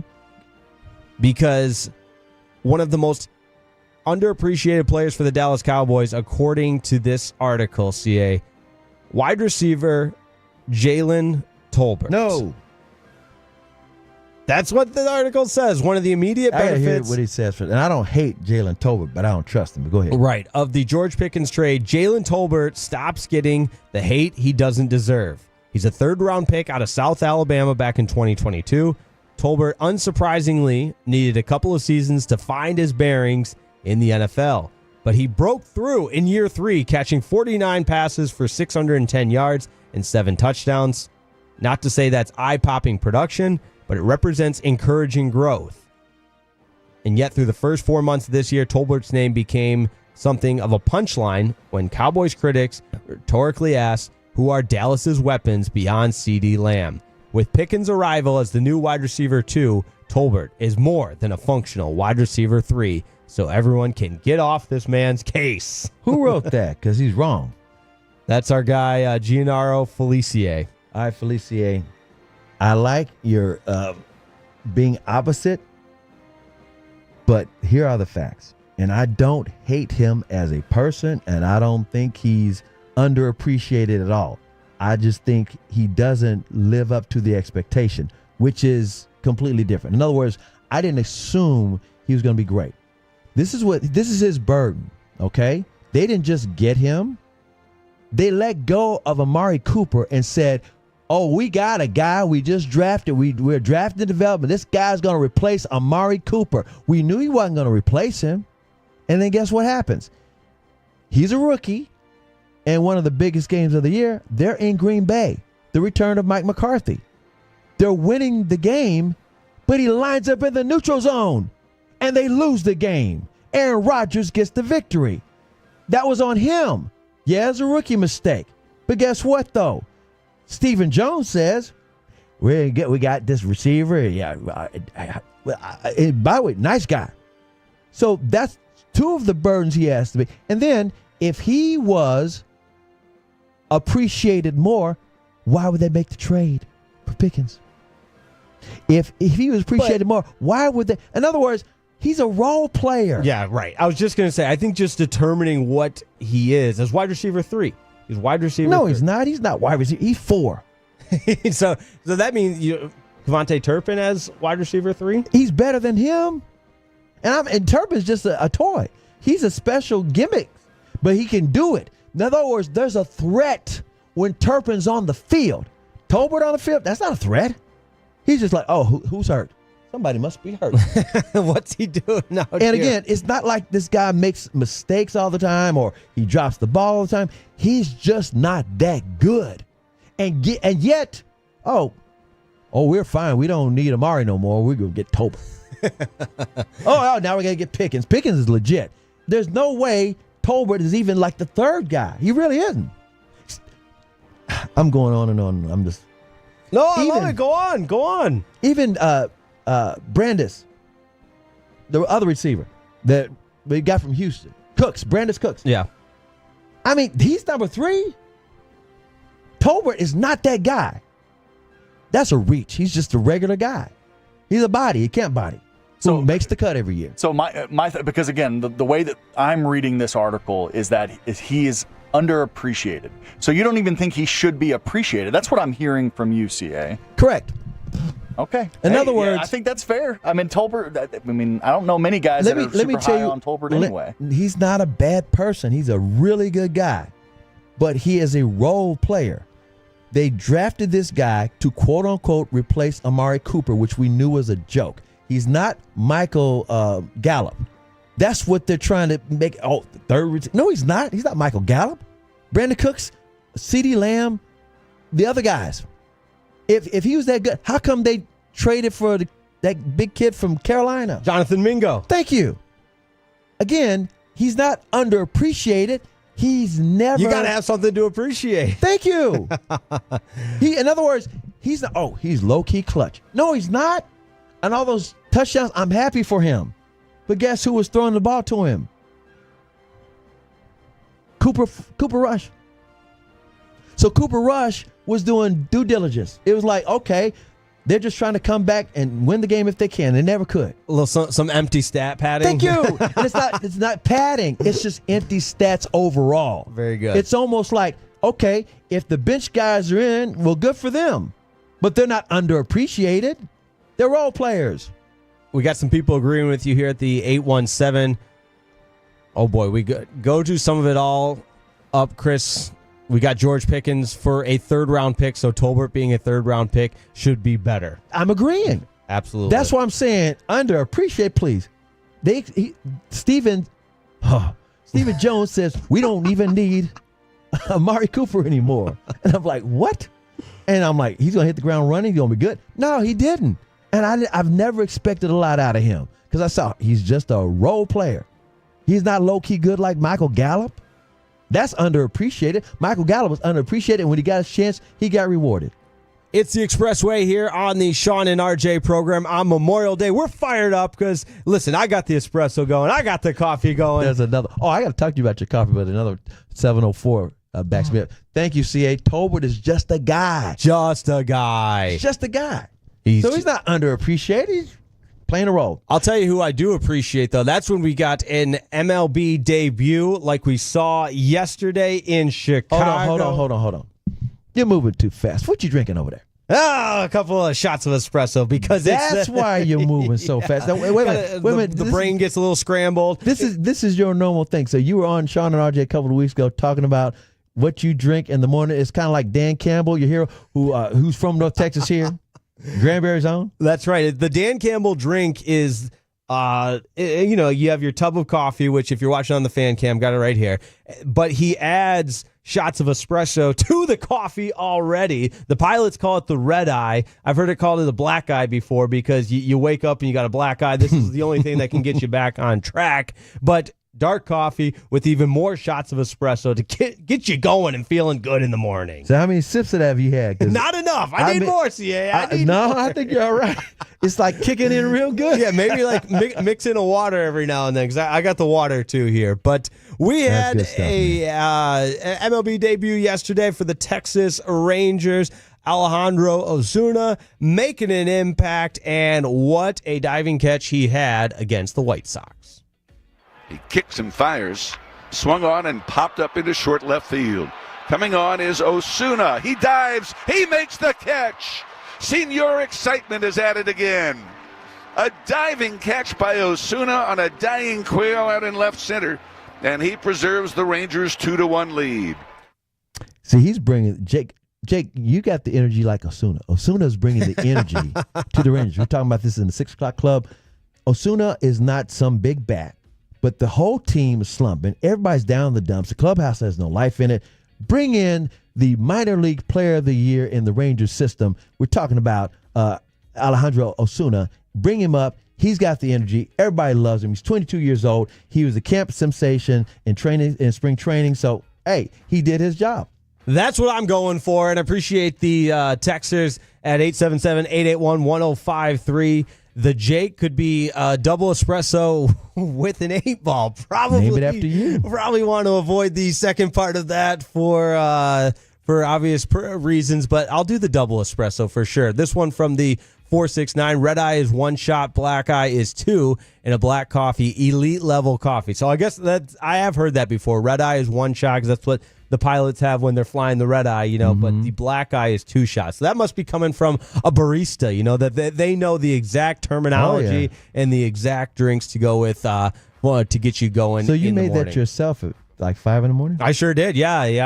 And Sean and Bobby can picture this now because they were at my place. There's a little coffee stand there at the Club Moda that I make the coffee, and then I go downstairs to the espresso maker and just add the shots of espresso. Although sometimes if I'm running a little late, I'll use their coffee too. I got news for you. I don't know if you heard the word, but they've got a new coffee machine in our. Really? I saw they finally upgraded the water machine. They got a water machine, which was water machine, great. I didn't have to bring my own water to work anymore. Finally, what do we have, like 6 months without water stay here? hydrated. It was crazy. We had to go down to the 10th floor. Is that where it was? I never did find out where it was. I would just make sure I brought my own. But all right. We got in all caps here, 817. You want to read that? Yeah. Tell that guy if Jake did an 8-ball with a double espresso, all we would hear was Dallas Stars are rest of the show, LOL. All caps. Dallas the energy. Stars. There you go.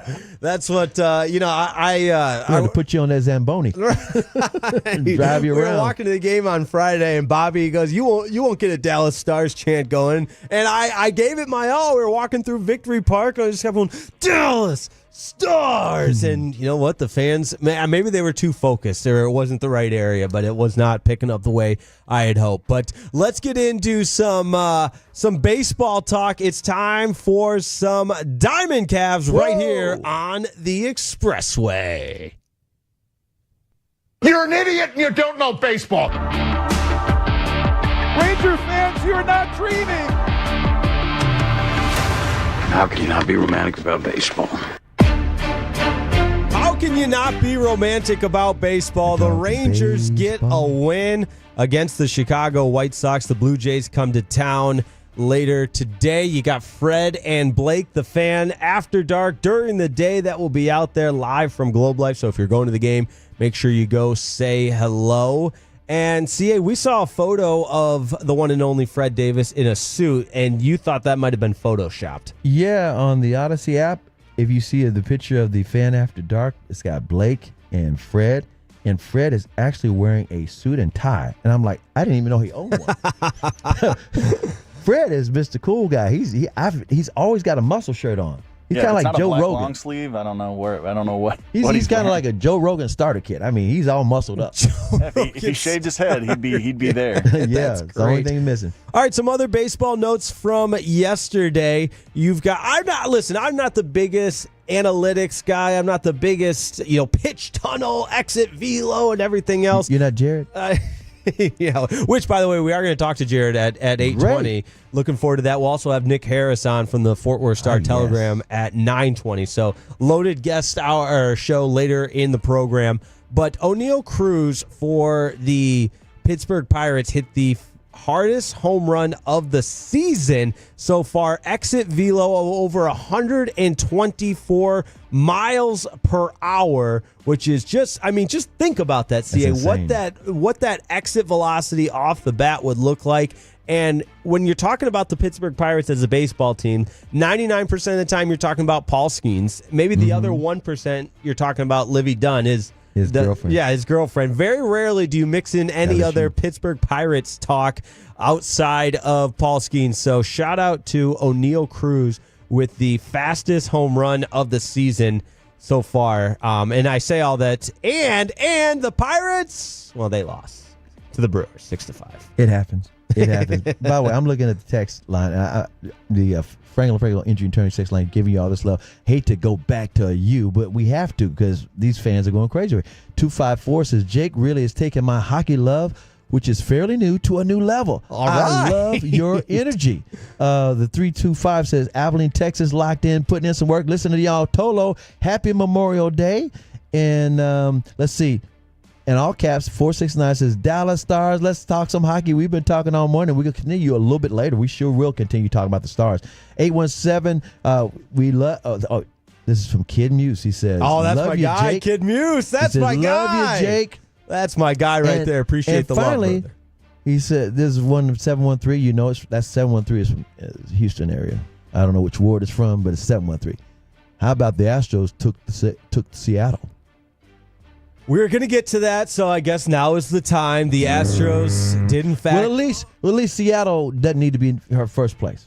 There you go. That's one way to look at it. So you look at the American League West standings right now, and the Astros and Mariners battling it out. The Astros a game and a half back. Mariners still in first at 29-23. But over the weekend, the Houston Astros had the walk-off yesterday to beat the Seattle Mariners.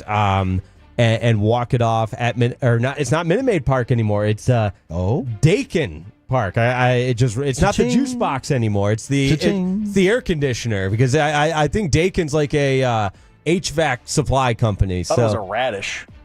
It might be that too.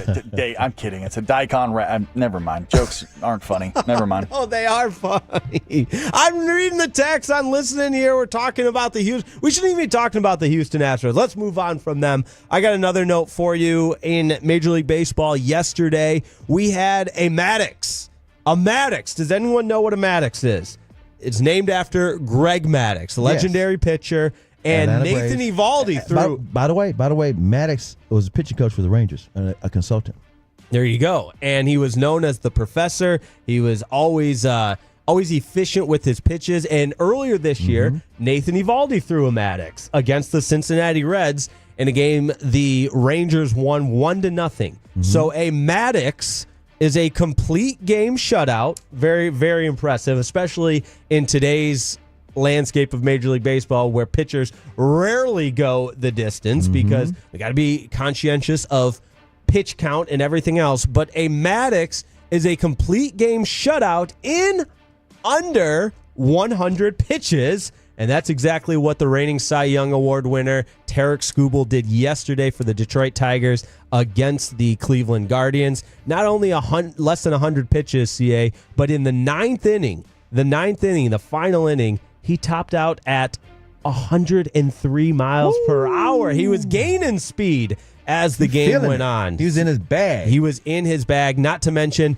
13 strikeouts. So listen, I'm no math major. I mean, there's a lot of things I can't do. Math is at the very top of the list. But to have 13 strikeouts in under 100 pitches for the game, you'd be hard-pressed to see that again. In a complete game shutout, under 100 pitches, to top out at 13 strikeouts. Because, again, I mean, 3 strikes and you're out, so you know it's at least a 3-pitch at-bat. It just goes to show how efficient Skubal was with his pitches leading up to that point. He did not get to a 2-ball count in the game until the 5th inning. He's legit. He's for real, and the Rangers got past him. Yeah, yep, you're not wrong about that. Last week, 2 weeks ago. That's right. That was a wild. I mean, when you talk about baseball being a crazy game, the Rangers had lost a couple to the Red Sox. The Tigers were the best team, not only in their division, in baseball. They had a better record than the Dodgers. They got the Cy Young winner. And the Rangers just go in and take 2 out of 3, which was... And that started the winning streak. Exactly. Or was part of the winning streak. And they won 6 in a row, whatever it was. Now it's just a roller coaster, CA. Too much of a roller coaster. It is a roller coaster. Yeah. So Rangers today going against the Blue Jays, like we said, Fred and Blake out there at Globe Life Field. So if you are out there, make sure you say hi. I believe they'll be in the Comerica Landing area, as usual, which is a great spot, by the way. And in fact, the Big 12 baseball tournament was out at Globe Life Field all week. Which shout out to the Arizona Wildcats. They won the Big 12 baseball tournament at Globe Life Field this weekend. TCU made it to the finals, but couldn't quite come up with the Is that victory. why your fiance was in town? That's right. She's a That's reporter right. covering She Big is. 12. That's right. Big 12 reporter covering West Virginia baseball, who was the number 1 seed, and they made it to the Final Four, but got knocked out by the eventual champions in the Arizona Wildcats. Oh, quick couple of shout-outs. I got to shout out the Oklahoma Sooners ladies softball team. They made it to the World Series for the 5th time in a row. And this was a team that was decimated because all the great players had left the year before. So the coach, she's absolutely amazing. And a shout out to Texas Tech. They made it to the World Series in the softball world. They had, I think they only had been there 6 times, period. And they said, you know what? Let's get our NIL game rich. Let's raise it a little bit. And they started bringing in some people through the portal. And got it done. That's the changing landscape of college athletics. And I love this time of year because admittedly, I don't watch a lot of softball or even college baseball for that matter, but you get into it's the selection show today for college baseball where we'll find out who's hosting the regionals and then the top 2 from each region, then go to the super regionals. And for the softball side of things, they're now into the College World Series. Yep. And I love the passion behind both college baseball and college softball, but you really see it in softball, the fan base. I mean, they travel well. I've been told, and I need to get to one of either the College World Series for baseball up in Oklahoma City. Or for up in Oklahoma City for softball there. So, but looking forward to Rangers Blue Jays later today. You got Jacob deGrom on the mound, CA. Anytime you got Jacob deGrom on the mound, that's an opportunity for he needs a is win. One. Come on, how about manufacture a couple of runs and let this man get his win. Let this man eat. He's been looking great this year. No doubt. 4-1 on the season, 2.33 ERA, 62 strikeouts. Kevin Gausman for the Toronto Blue Jays. Big crowd then Memorial Day. Jacob deGrom, come on. Yep. Get out there and check out the Texas Rangers. It's a Monday game though, so I don't know. They won't be wearing the light blues. They only wear those on Sunday, I believe. Those are my favorite Rangers. Yeah. But maybe for a holiday. Maybe for the holiday. Make a special exception. We'll see. All right, couple of texts coming in at 877-881-1053. It's the Sean and RJ show. Jake Rietma and CA filling in on the expressway. Happy to have you along from the 940. Tech paid $1 million for a softball player. NIL. That's what happens. That's what happens. And you know what? I think it's in a way compensating the players. They've earned it. They deserve it. And we've had a lot of topics and segments on NIL, but regulating it and getting to a point where contracts are, I think that's imminent. They got to do that. It's the Wild Wild West, and I'm sure they will. Especially, you can tell they're tweaking things now because they've already tweaked the college football playoffs where they're going to do seedings instead of just automatic buys if you win your conference in college football. So, and that's part of the NIL, the TV money to make the things better. Quick, another shout out. Let's see. Don't leave out the Texas women. UT, they're going to the Women's College Softball Championship as well. Congratulations to UT. And let's see. Okay. Oh, yeah. Texas has that. They've got that great pitcher. Her name's escaped me right now, but I can picture it. 877-881-1053. Help Jake refresh his memory. Let's see. The 520 says, watch out for the Arizona Athletics overall. Their basketball team is going to be really good, too. Woody says, thanks for the Boomer Suda shout-out. Got you down. And let's see. 469 says, shout out to CAOG on my way to work at the hospital. Veteran here, remembering lost friends as well. First of all, thank you for your service, and we will always remember those who lost their lives and gave the ultimate price on Memorial Day every year. There's no doubt about that. All right. Oh, we got a guest on the Rangers uniforms.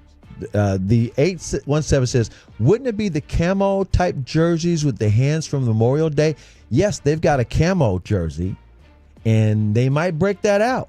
You never know it, but it's perfect for the occasion. Yeah, Major League Baseball usually they do that. Some kind of a salute, right? Where they have the camo hats on Memorial Day. I think they had the patriotic flags hats on July 4th, and I always like when it looks better for certain color schemes with the Rangers. Obviously the blue and red looks good with the flag tie-in and everything. Sometimes when you add the camo green, there's a lot going on there, but I do like the salute across baseball. The great player from UT, her name is Tegan Cavan. Yes, Tegan Cavan. Yep. From 214. Thank you, 214. Appreciate that. And I'm looking forward to that. You know, we always have the reports on the Texas State Network and following the Texas Longhorns and the teams that are in the College World Series. So again, the selection show for baseball is today at noon. I believe 11 Central, noon Eastern on ESPN2, where you'll see who's hosting which regional. So that'll be good as well. Lots going on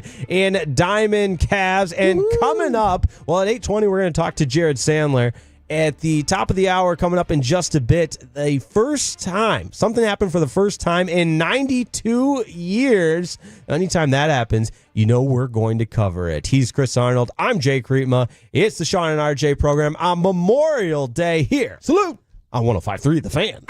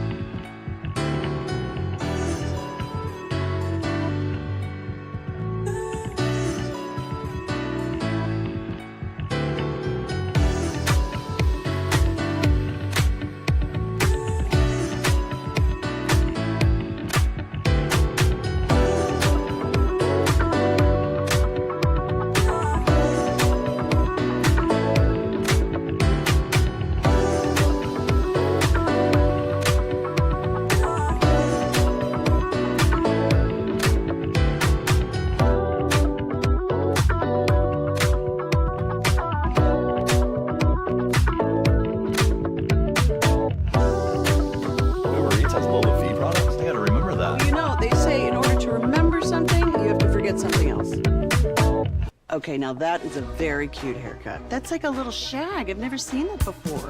Well, I mean, of course you have. It's the Rachel. Oh, is that your name? No, I mean like your name. No, I'm Jen. My name's Jen. Right, but I just mean like this is your haircut. But that's hair on your head. I'm not saying this is your hair.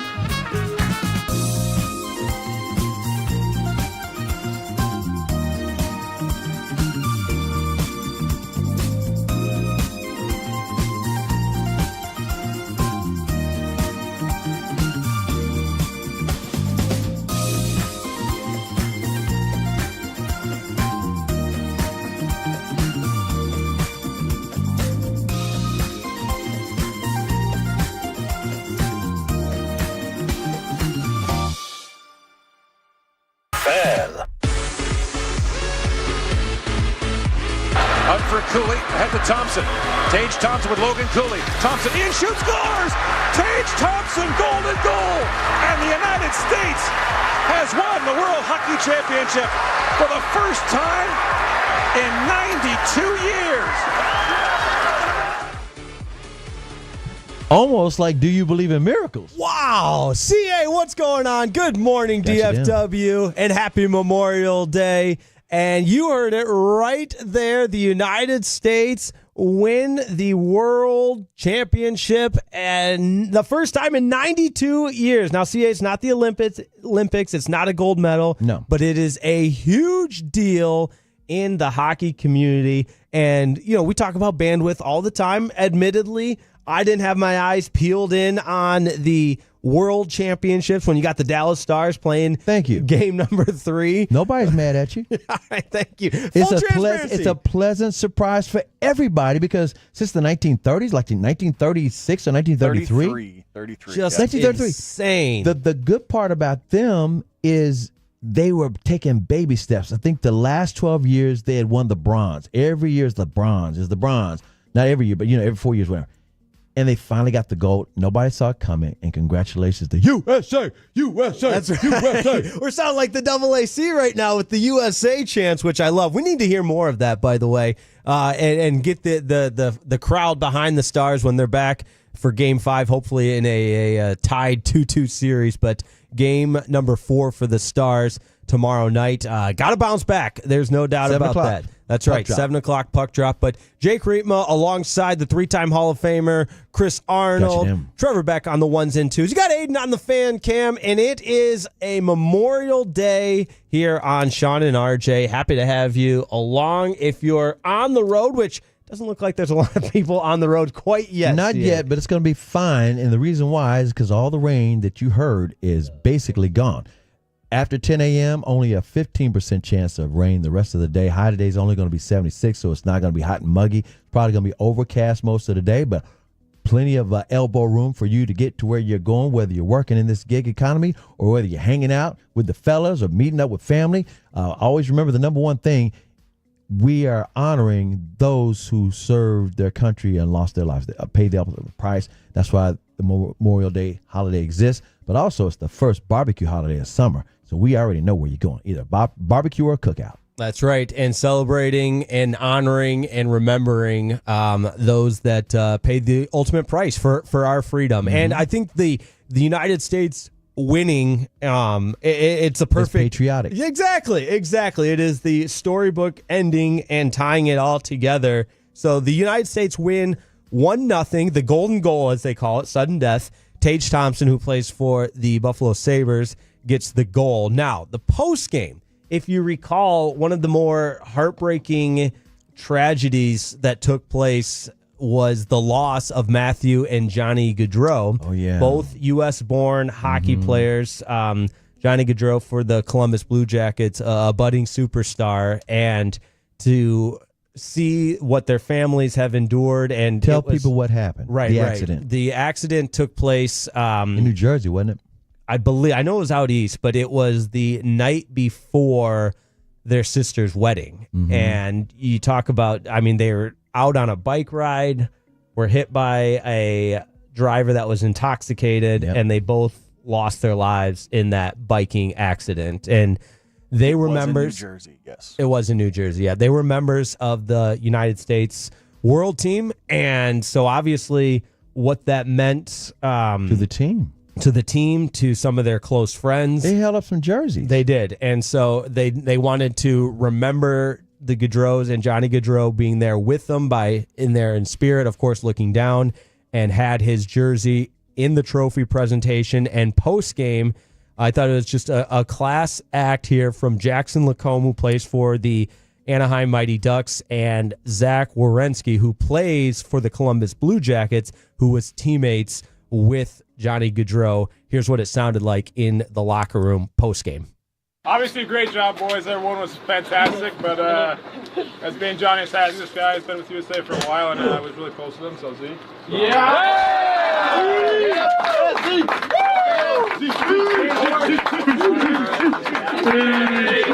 Well, boys, last time I played with John was at this tournament last year, and this means the world. So I appreciate every one of you guys, and this gold's for him. Yeah. Nice. Just the salute, the honoring, the stick tap, as the hockey hawk Gavin Spittle would say, stick tap to the United States for getting it done and earning the win in the World Championships. And for the first time in 92 years. I mean, 92 years, CA. Oh, yeah. It's crazy. But again, who knew under the radar? Yeah. A lot of stuff going on this weekend. There's a lot of stuff going on. It's a pleasant surprise. Absolutely. And I think, too, we were on the day after the Four Nations, or maybe leading up to it, around the Four Nations, and talking about just the excitement and the spirit of hockey in a way from a global national perspective, where you have this patriotic pride in your team in the United States, going toe to toe with Canada, and there were the fights in one of the games, and then of course, unfortunately, Canada ultimately coming out on top in overtime. But just the excitement around the sport of hockey. Here's what's wild: you bring that up, and Canada won, led by the greatest player in the world, Connor McDavid, who, by the way, is playing for Edmonton right now against the Stars. And that's what the Stars are going up against. It's not like the Stars are supposed to win. You want them to win, but if they win, they will have earned it, because McDavid is for real. Edmonton is for real. They took the Stars out in the Western Conference Finals last year in 6 games. For the first time ever, the Stars have lost 2 playoff games in a row this season. So Game 4 is up there in Edmonton on Tuesday night at 7 o'clock, and we already know what they need to do. Unleash Mikko. Yeah, we need Mikko, man. Mikko went on a quite the run, and to get him there, the 9 goals and 8 assists in a 6-game span, that was generationally. But and teams are going to hone in on Mikko, and that's where you need the depth scoring to step up, and it just hasn't. Unfortunately, like we mentioned in the 6 o'clock hour, Robo gets off the schneid and gets his first postseason goal, even though he didn't even know it. It seemed like it was Liam Bishop with his first career postseason goal, but instead that Robertson had the tip in on that. But a lot of guys you're talking about from this Dallas Stars team that you need to step up. Duchesne had his first goal in game number 1. You thought maybe that would open the floodgates a little bit. It hasn't. Tyler Seguin had 2 goals in game number 1. He's been quiet since, and you're just waiting for a Stars player to really step up and carry the load. But I give Mikko Rantanen a lot of credit in the sense that when he was traded to the Dallas Stars, and you know the story, he was traded from Colorado to Carolina. Carolina didn't think they'd be able to re-sign him, then traded to Dallas. So to go from team to team to team and then end up in Dallas, and the toll that might take mentally hasn't slowed him down one bit. No. And the only thing that's slowing him down is the teams that he's facing. No, let's take him out of the game and dare the other ones to step up. The other ones have not stepped up on the regular, let alone they haven't scored first in only 3 games out of 16 in the playoffs. It's like, come on, man. Y'all got to start this thing early. You can't just wait for the third period. And I think you're going to see a concerted effort from the Dallas Stars and in game number 4 to get that first goal. But Stuart Skinner, the roller coaster that he is, has been really good. In fact, Mikko Rantanen post-game was asked about the play of Stuart Skinner, because when you're a goal scorer like Mikko Rantanen, or just in general points, whether it be goals or assists, and you've got a hot goalie on the other side that's preventing you from doing what you do, that's obviously going to weigh on the mind. Here's Mikko Rantanen post-game after the Game 3 loss. 22 shots in the second period, only 1 goal, and you end up tying the period, So, yeah, I think Skinner was difference maker tonight. I think he was really good. He made key saves even when it was 3-1. Segi had a great day in the slot. He makes a save, and 10 seconds later it's 4-1. So he was the MVP of the match, I would say. 33 out of 34. But you know what? Even though he's the MVP, Connor McDavid is the one that broke their back. That second goal he scored, that's what, all hell. Yeah, that was the backbreaker, because the Stars, and again, you can look at the final score being 6-1, and you can call me crazy. That's fine. I'll wear it. But you're not going to change my mind that in that second period, the way the Stars outshot Edmonton, the way they played outchanced the whole them, period better than Edmonton. They tilted the ice in period number 2 and had it within a one-shot game at 2-1, and with 16 seconds left in the period, CA, the puck squirts free right to Connor McDavid, and the puck luck not on their side. And that was the backbreaker, like you said. But we heard from Pete DeBoer earlier in the program. He still believes in this team. I still believe in this team. And a chance to even the series at 2 games apiece. There is the big question mark, X factor. All Stars fans are wondering, what's the word with Roope Hintz? Well, Roope actually skated before the game, and then he wasn't cleared to play. He's like, I just can't do it. They'll never say, it's always upper body, lower body, but they will always say he's a game time decision because it's a competitive advantage, or at least it makes the other team have to worry and wonder and prepare for his arrival. If he does show up, it's going to be that boost because he's that great of a player. We don't know how well he's going to be if he's actually able to play. We don't know if he'll ever play the rest of this. We have no idea. They're keeping it vague on purpose for all kinds of reasons, especially his own health. Yeah, and Roope Hintz, the top centerman for the Dallas Stars, and we know what he provides.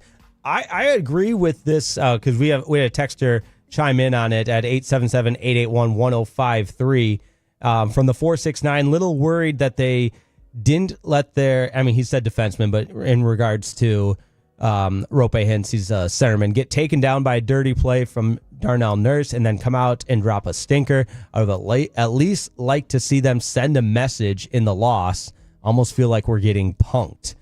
And I think Game 4 will tell you even more because I admit I had a similar thought. I didn't necessarily equate it to getting punked, but I was watching Game 3 waiting for retribution. Yes, waiting for Darnell Nurse, who clearly took a cheap shot at Roope Hintz and knocked him out of the game to face some consequences for that. But Pete DeBoer was asked about Roope Hintz and his status. Obviously wasn't able to go in Game 3, what it might look like for Game number 4. Here's Pete DeBoer, cut number 1, talking about Roope Hintz. How close is Roope? Was he in the game tonight? Well, he tried to warm up, but no, he wasn't close. Or if he was close, he probably would have played. Well, adjustments. So you're without your number 1 center, so But I thought I give our guys credit. They didn't mail it in. They showed up and worked. You know what though? The forwards need to step it up, man. You got a lot of forwards, but they're not. You've got to score early. You got to do it in 5-on-5s. You can't be waiting on power plays. You can't wait until the third period and turn it on. Not against Edmonton. They're too skilled, and their defense is better than expected. They stepped up their defense from last year. Last year, they were a dynamic offense. They're still dynamic, but their defense. Here's the thing about Skinner, too. The goalie, this dude's Dr. Jekyll and Mr. Hyde, but we've been seeing way too much of good Skinner. We don't need that. And Otter just finally had a below-par game yesterday, and he had been nails. He had been solid. He'd not been like the hot goalie, but he's been solid. And there's only so much he can do for you if you don't score first. Right. The Stars outshot the Oilers 34-24. Had the significant advantage in the shooting department in the second period, especially. They had more chances as well, had more high danger chances, and it didn't materialize. So Also, 469 says neutral zone turnovers. They have to stop. You got to stop it. The turnovers can get them too. Yeah, Edmonton had 9 more odd man rushes than the Stars yesterday, and obviously, one of them, the 3-on-1 with Connor McDavid. I don't know what the percentage is you could do on that, but you got the best player in the world on a 3-on-1. All you can do is say "Ole." He's Chris Arnold. I am Jake Rietma. Coming up, we're going to talk with Jared Sandler, Rangers broadcaster, who has been on the road with the Rangers, and talk to him about that Osuna debut and what the Rangers got going on with Jacob deGrom on the mound today, and get you set for Rangers Blue Jays on your home for the Texas Rangers, 105.3 The Fan.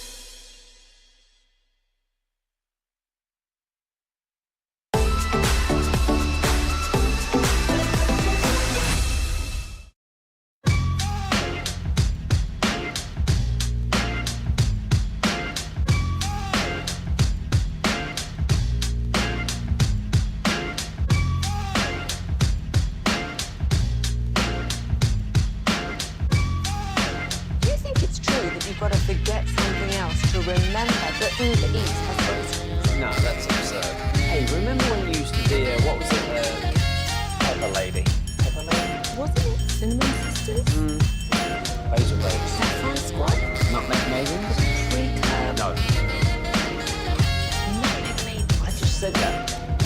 Was it Spice Girls? Doesn't sound right. What's it, Saffron Squad?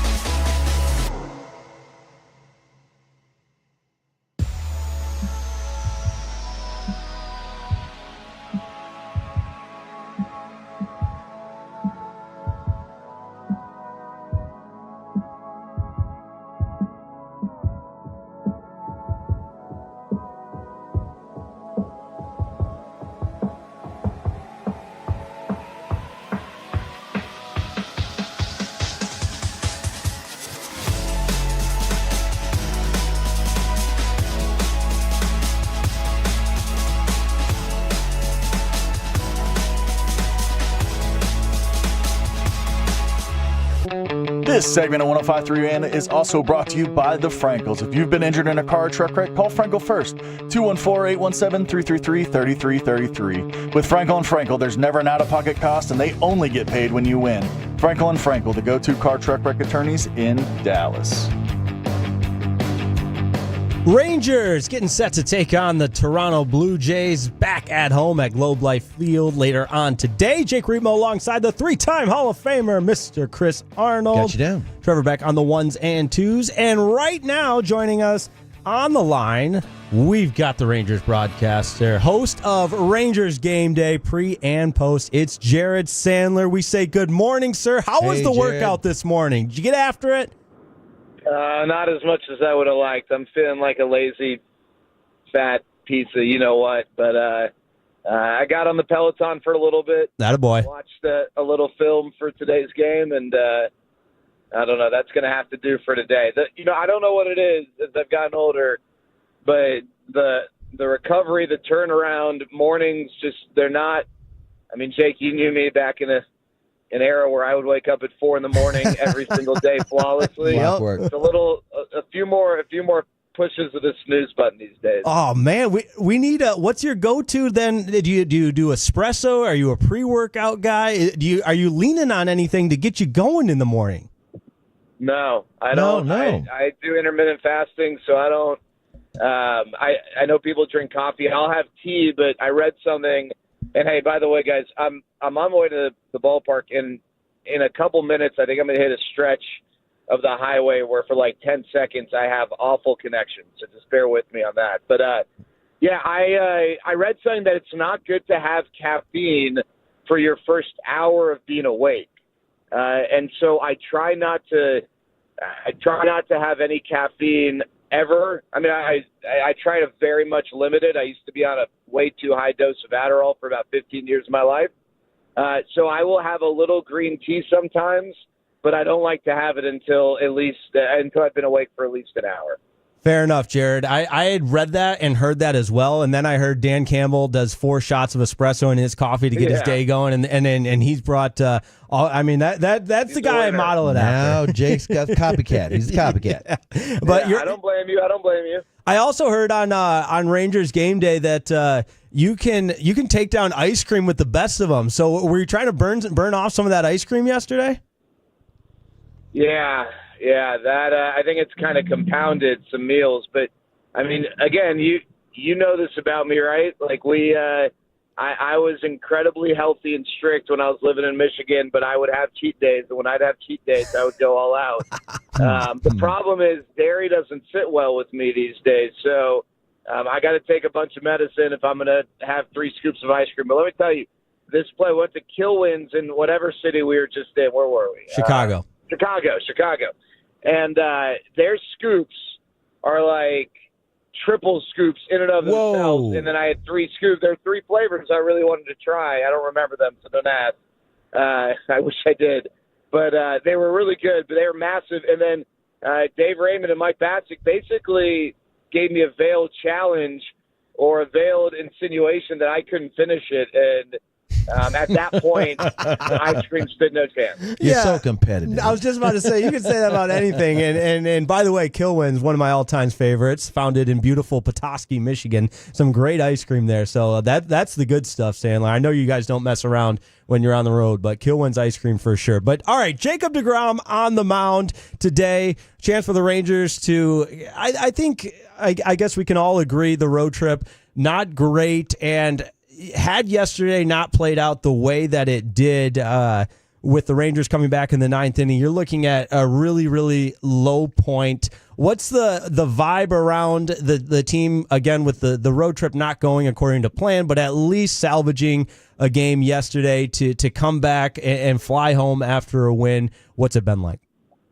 Yeah, I mean, I think the spirits yesterday heading to the airport and then getting on the plane and the flight home were better than they would have been had the team lost and, you know, as you mentioned, gone winless on the road trip. But I mean, make no mistake about it, these guys are well aware that, what they did this past week is just not going to cut it. And they're under 500.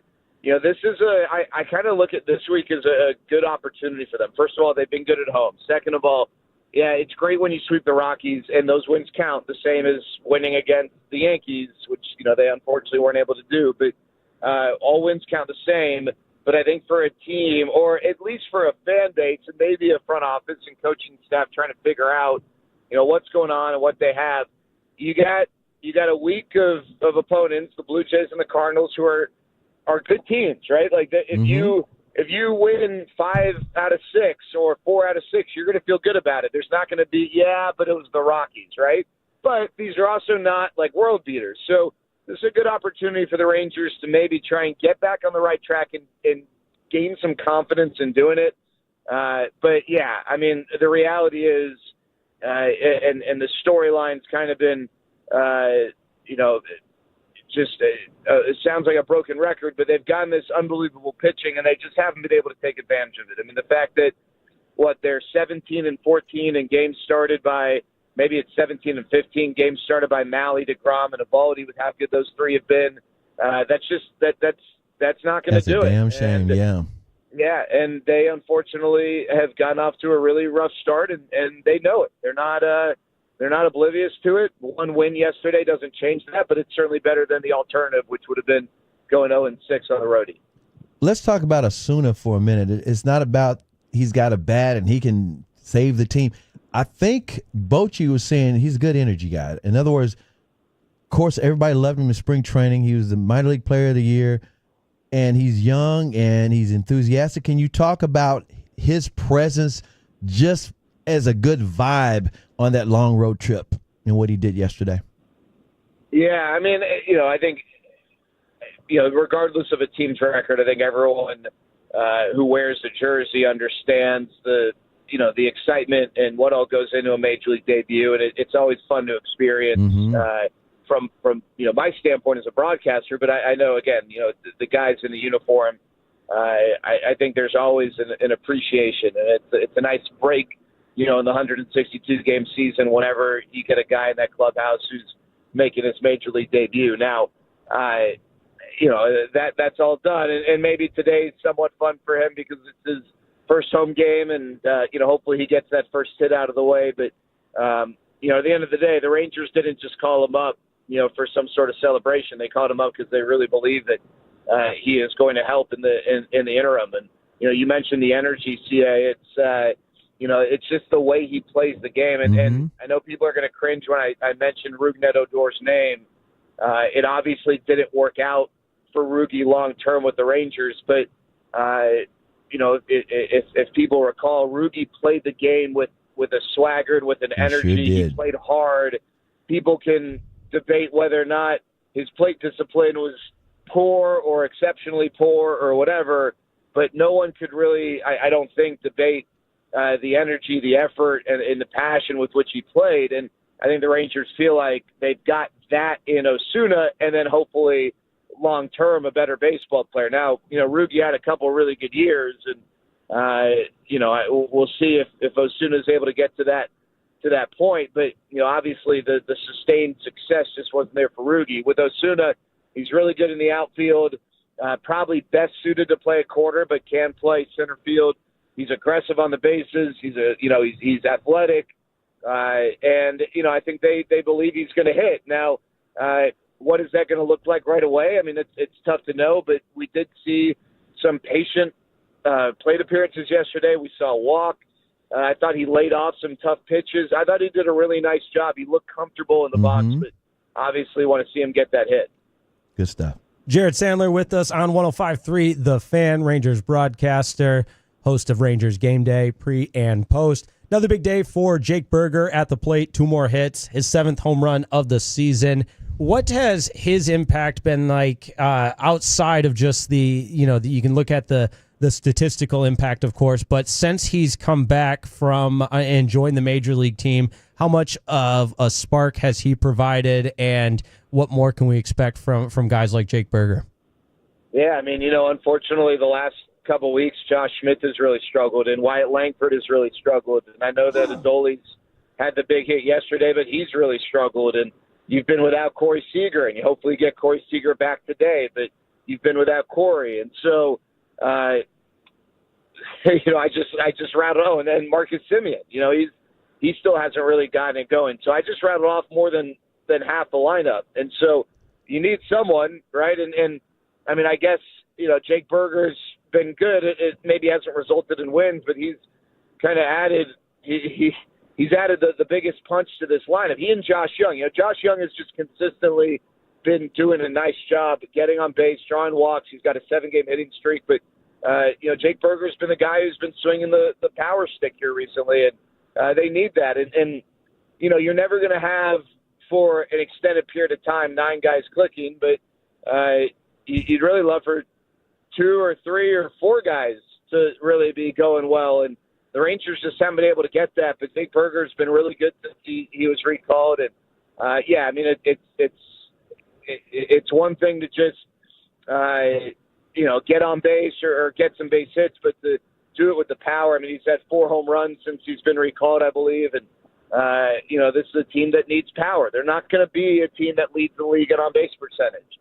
They're a team that, if they are going to meet the preseason expectations offensively, they're going to have to do it by slugging. And right now, there just isn't a lot of slug in the lineup. And Jake Berger's, the guy who more than anyone else at the present time is bringing that.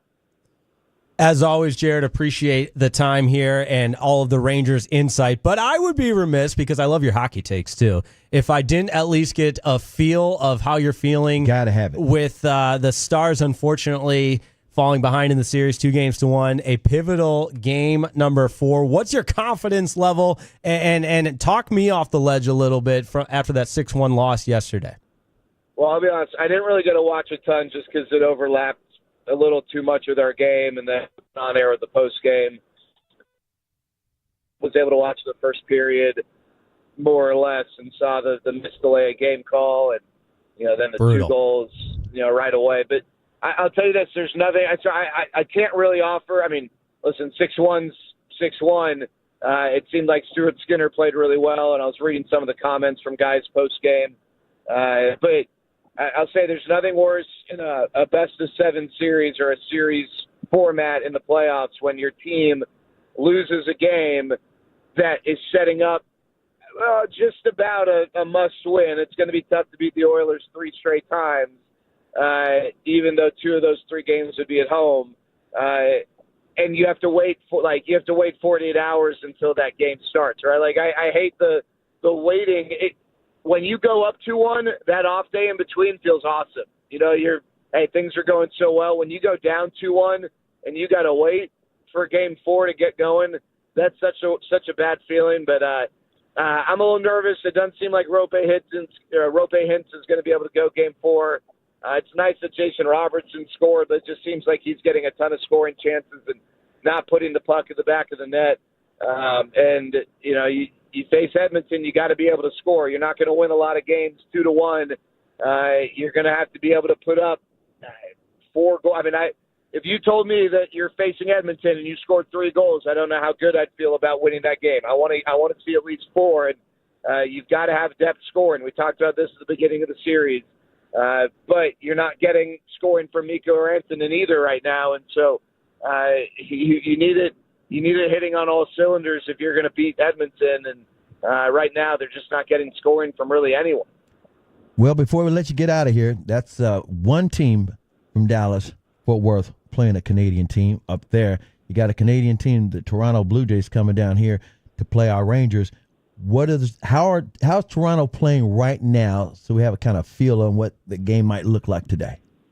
Well, let me tell you this too, C.A., quickly. I'll tell you about Toronto, but I mentioned this earlier. I don't want it to get buried, but I think Corey Seager is going to take live BP today before the game, and if that goes well, you could see him activated. So a few days ago, it was reported he would still be out another week to 10 days, but I think that he understands what's going on with his team, and he wants to get back out there. He wants to be smart about it, but he wants to get back out there, and so hopefully we see Corey. And Toronto's a team that they were built to pitch and to field. And their pitching isn't going to jump off the page. It's good. It's not great. They field really well. This is a really good defensive team. So their run prevention is very much aided by great defense. Now they're missing arguably their best defensive player on the infield and Andres Jimenez, but Dalton Varsho has been one of the best defensive players in all of baseball. And he plays center field for them. Offensively, it's been a little bit of a slow start for Vladdy Jr. after signing the contract. They've got all sorts of data now out about swing path and swing plane, and he has got the lowest vertical attack angle in all of baseball, and he's just not getting the ball in the air and hitting for a lot of power. He's still hitting the ball hard, as is Bo Bichette, but not a lot of power. I mentioned Dalton Varsho. He was hurt to begin the year. He didn't join the team until the end of April, and he leads the team in home runs with 7. So while the Rangers probably haven't met their power potential, I don't know how much power potential the Blue Jays have when you look at their roster, but they just aren't hitting for a lot of power, and they're coming off getting swept at the hands of the Rays. So they're not playing well coming into the series, but they can turn things around, obviously. But like we talked about earlier, this is a really good opportunity for the Rangers to maybe get going and do so against quality teams that give you a little more confidence than when you sweep the Rockies. Jared, before we get you out of here, Tolos were texting in earlier. We're trying to figure out what you think the Rangers might be wearing. What kind of uniform today? What color? I have no clue. Yeah, I'm sorry. I wish. Everybody's going nuts over that. Baby blues on a Monday, you never know. All right, Jared. No, I don't think so. I think my guess is the home whites with maybe like a Memorial Day. Yes, we were thinking about that. Yep. Come on. Yeah, I'm not good at the jersey thing. I'm sorry. I'm wearing blue pants and a red polo. I'll tell you that. That's what I was going to ask. What can we expect on Rangers game day? I'll be tuned in. Any teases? Well, we have Elvis today, so I guess you never really know what Elvis is going to say. All right, good. But, yeah, I don't. We have a shorter pregame because we got some Memorial Day festivities we're going to carry live. But we'll have Elvis, and I'm kind of curious what Elvis is going to be wearing today. He wore diamond-studded shoes last time he was here, so we'll have to wait and see. All right, we'll look forward to that. Jared, always a pleasure, man. Thanks, Jared. Appreciate you hopping on, and good luck to your next workout, too. Maybe get after it a little bit. Thanks, man. I need to lose some weight. I appreciate it, guys. Take care. There he goes. Jared Sandler, kind enough to join us here on 105.3 The Fan, getting you set for Rangers Blue Jays. Always enjoy tuning into Rangers game day that you can hear right here on 105.3 The Fan. And we're going to hear Fred and Blake, the Fan Before Dark, in the middle of the day because they're going to be broadcasting out there. We got a total that texted in and say, hey, from the 972, Fan doing any afternoon shows at the Rangers game? Yes, they are going to be there beginning at 10. And we got to ask them, what are the Rangers wearing? We're going to find out. We're going to get to the bottom of it. And who's going to be the Offensive Rookie of the Year in the National Football League? Well, let me tell you, Jaden Blue's got an idea. That's next on 105.3 The Fan.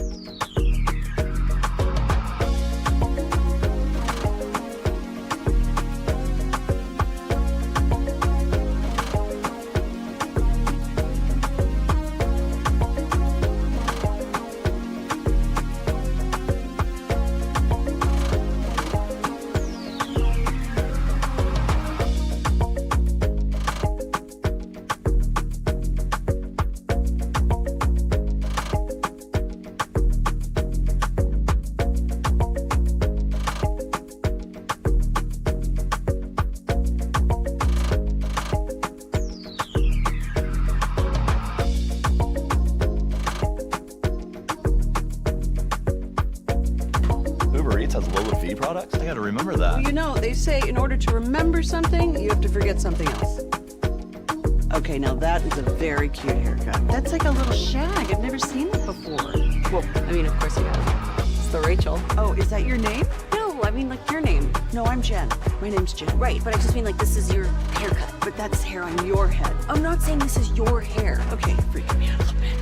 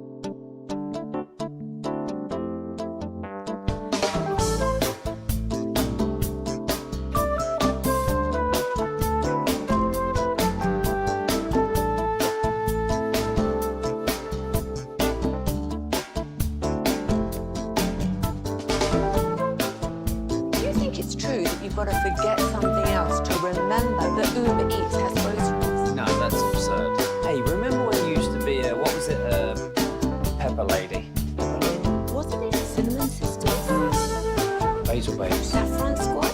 Nutmeg Maidens? Pre-curb? No. Nutmeg Maidens? I just said that. Was it Spice Girls? Doesn't sound Ride, relax, and enjoy the difference. Based on new Chevy registrations 2023 and 2024. Big thanks to Jared Sandler for hopping on his way into Globe Life Field, where the Rangers are getting set to take on the Toronto Blue Jays. Of course, the Fan After Dark during the day on a holiday. Fred and Blake will be out there live. Yeah, you like that? The Fan After Dark during the day on a holiday. Mm-hmm. Jake Reitman alongside the three-time Hall of Famer Chris Arnold. Got you down. We're going to chat with Nick Harris, Fort Worth Star-Telegram at 9:20. But right now, CA, it's prediction time. How about a little offensive rookie of the year and defensive rookie of the year? I certainly have my thoughts. The National Football League. Football, gridiron, yeah. I certainly have my thoughts on who I think will be the rookie of the year in the NFL, offensively and defensively. But take a listen. Wait, before you play the audio. I just get so excited. I just want to get right into it. The first thing I thought of when you said offensive rookie of the year, defensive rookie of the year, and I'm like, wouldn't it be wild if Travis Hunter won both?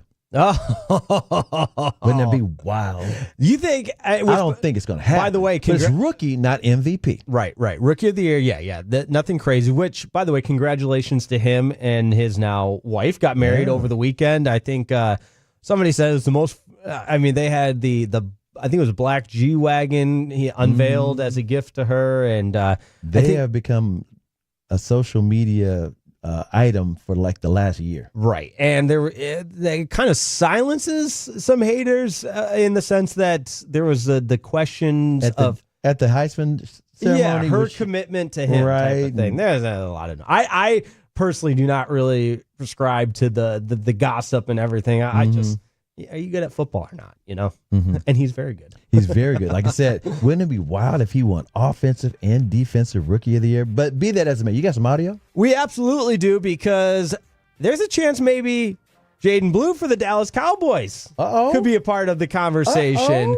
This from, and I saw it was Tommy Yarsh's tweet that had the audio. Want to give credit to him. And it was on Blogging the Boys. Some of our good friends over there do such a great job with Blogging the Boys. But Jaden Blue asked who he thinks will be the rookie of the year offensively and defensively. And you got to love the confidence. Offensive rookie of the year, I think that'll be me. Defensive rookie of the year, I'm about to say Jade. I'm not just saying that because he played college with me, but, man, he's elite.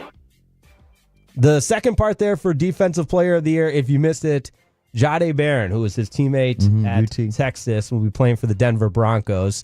And so, CA, I asked you right away, what do you think of the young man's confidence? I love that. I'm glad he's thinking that way. If he can make sure he doesn't fumble, if he can just secure the football, watch out for the punch outs. I mean, don't get me wrong, he's got a long shot chance, but you never know if he breaks out. I mean, nobody knew Tyreek Hill was going to break out till he broke out. One thing I can say about him, it's going to be hard for him to break out in the running back room as it's situated right now. He should get carries, but they're going to play the different roles. They have a couple of backs or whatever. I think it's going to be a better situation in that room than last year, but I don't believe it until I see it, what they're going to do, especially since you got some rookies going to be a part of the offensive line. I'm like, well, he might not get the yards, but he might make the splash plays that get the highlights on social media. And you know how my mind works with all of this. I always think, well, what are the odds makers saying? What are the books saying? Oh, yeah, there you go. Because Casino Corner here. Yeah, well, we're gonna implement some Casino Corner into Below the Belt right now, which is normally what airs at this time during the Sean and RJ program with our guy Bobby Belt, Cowboys Insider. So a little combo platter for you in the sense that, yes, I love the optimism and the confidence from Jaden Blue, but the odds makers would suggest that he is not exactly the favorite. In fact, it would be quite the shock because he's not even listed on the top 15 of potential offensive rookie of the year. It's the odds on favorite. Yeah. We can all probably take a guess.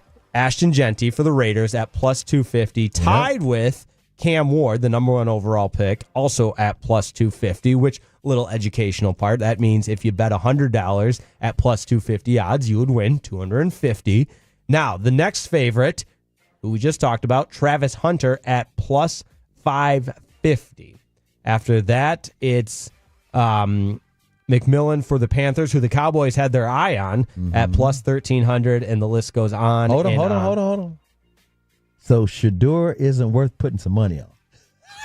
Yeah. I'm laughing because, again, he's in Cleveland and he's going to have to earn it, and he might earn it. But I don't expect him to come out of the gates as the starting quarterback either. I'll tell you this, though. He has the exact same odds as Jackson Dart, who the Giants took, and many felt that Jackson Dart, although obviously we know what happened with Shador, he slid, but at the time of the conversation leading up to the draft, it was believed, or at least thought, that Shador Sanders and Jackson Dart were kind of on the same level, same playing field there. So a lot of other ones as far as potential rookie of the year. You got Jalen Milroe. That's another quarterback that was taken at plus 5,000. Will Howard also plus 5,000 with the Steelers. So you're getting into the weeds here, and still no mention of Jaden Blue. But again, we love the confidence. Now, defensively, by the way, I'm not mad if Ashton Genty wins. He's Frisco. That's right. And I think he'll have plenty more opportunities with the Raiders. To tote the rock with the Raiders. The Raiders. All right. Defensively, he said Jahdae Barron, who at least makes the list as a potential defensive player or rookie of the year. His odds for the Broncos plus 2,200. So he's on the list.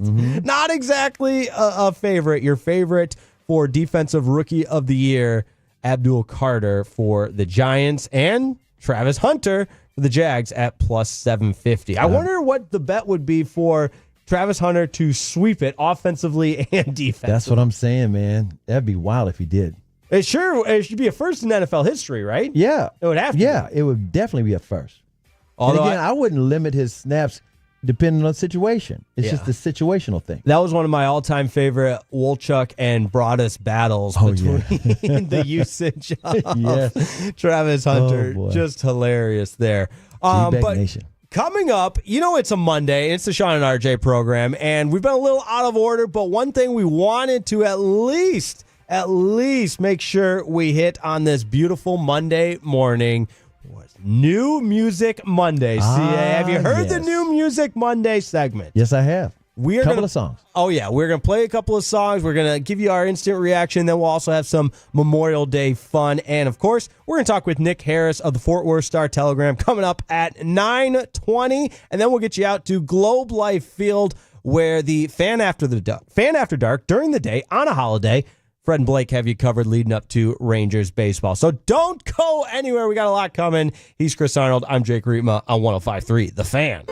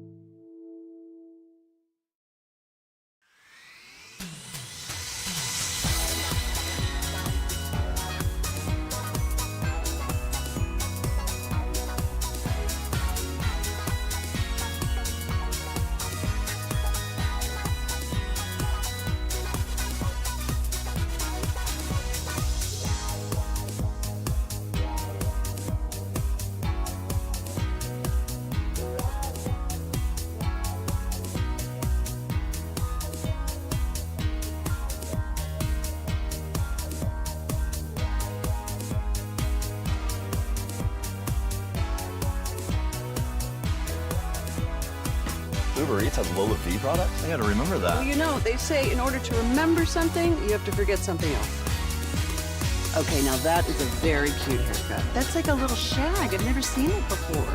Well, I mean, of course you have. It's the Rachel. Oh, is that your name? No, I mean like your name. No, I'm Jen.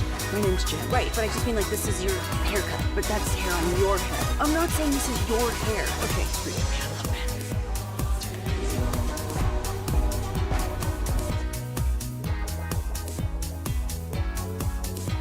Driven by our D&M Leasing Studios, this is Sean and RJ on 105.3 The Fan.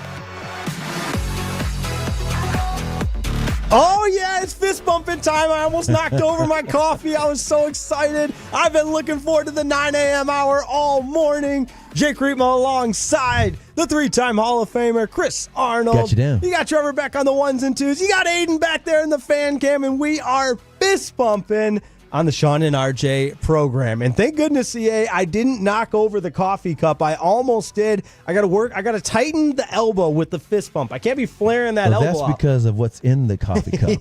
Tell them what you drink again. We got dark coffee and a couple shots of espresso to get us going on a Monday morning, a Memorial Day. Happy to be with you, and a great time to recognize all of our fallen heroes of what today is all about. So a salute of sincere gratitude of what makes America free. That's right. Giving the ultimate sacrifice. And by the way, this is also the first barbecue holiday of the summer. And we've been taking care of shout-outs for Tolos out there in the gig economy, getting some work done. People going to grandma's house, hanging out, working, driving, whatever you're doing. We're so glad you're letting us ride shotgun with you on a holiday. We can't thank you enough. 877-881-1053. That's the Franklin Frankel Injury Attorneys text line.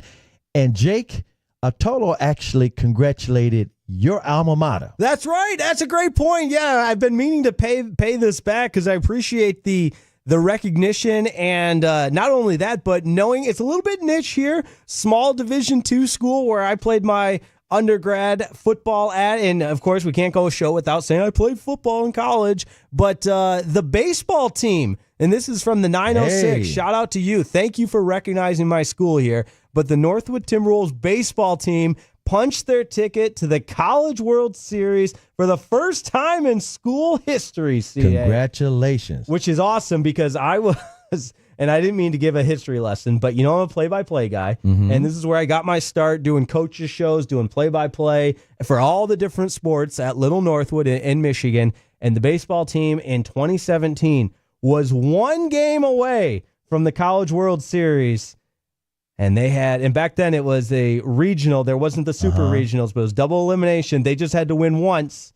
The other team had to win twice, and they beat them twice. I was on the call for both games, and I just had all the visions in my head of the Northwood Timberwolves punched their ticket to the College World Series for the first time in school history, and it didn't work out. But here we are. But here they are now. That's right. Shout out to the Timberwolves. Coach Brad Baldwin, a good friend That's of your mine. buddy. That's my buddy. It's great to see him have success. First-time head coach, and he's got the Timberwolves in the College World Series. We know here on 105.3 The Fan, we're all about the small colleges, the large colleges, and the universities. In fact, yesterday, Fred and I were talking to old Trevor, That's the creator right. over here, about Collin College. I heard about. I was driving to the airport Right and driving to DFW, and I was dialed in. I meant to Collin text you County. guys. Yeah, so it's a basketball school. I heard. I mean, it's a. They got a talent.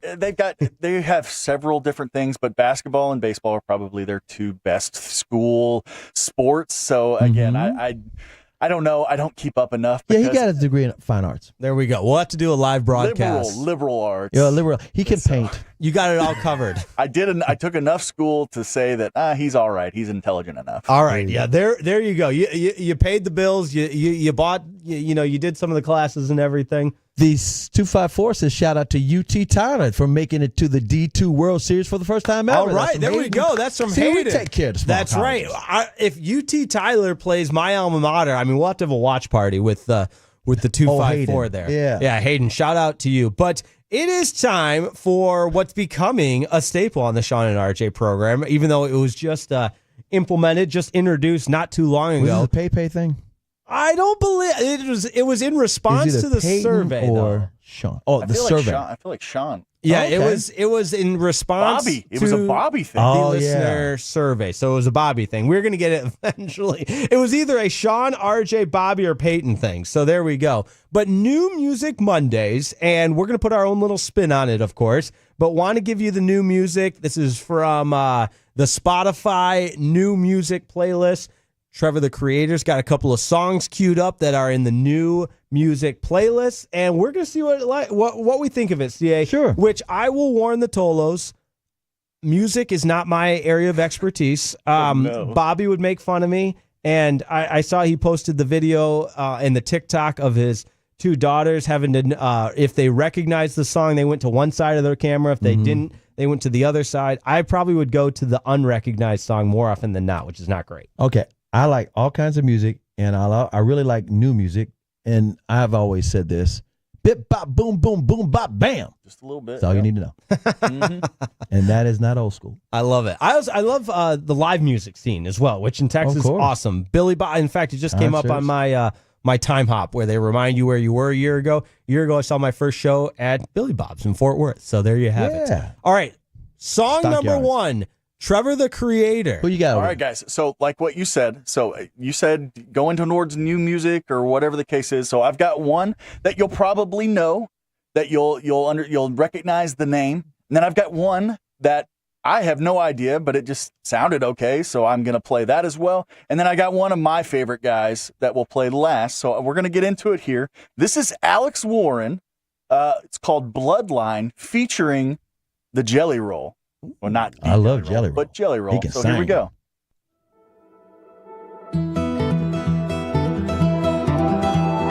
Take that pain, pass it down like bottles on the wall.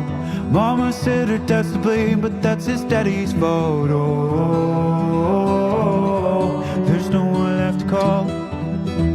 You say you've counted down the days till you make your escape, but you're afraid you can outrun what's running through your veins. Oh, you're carrying the weight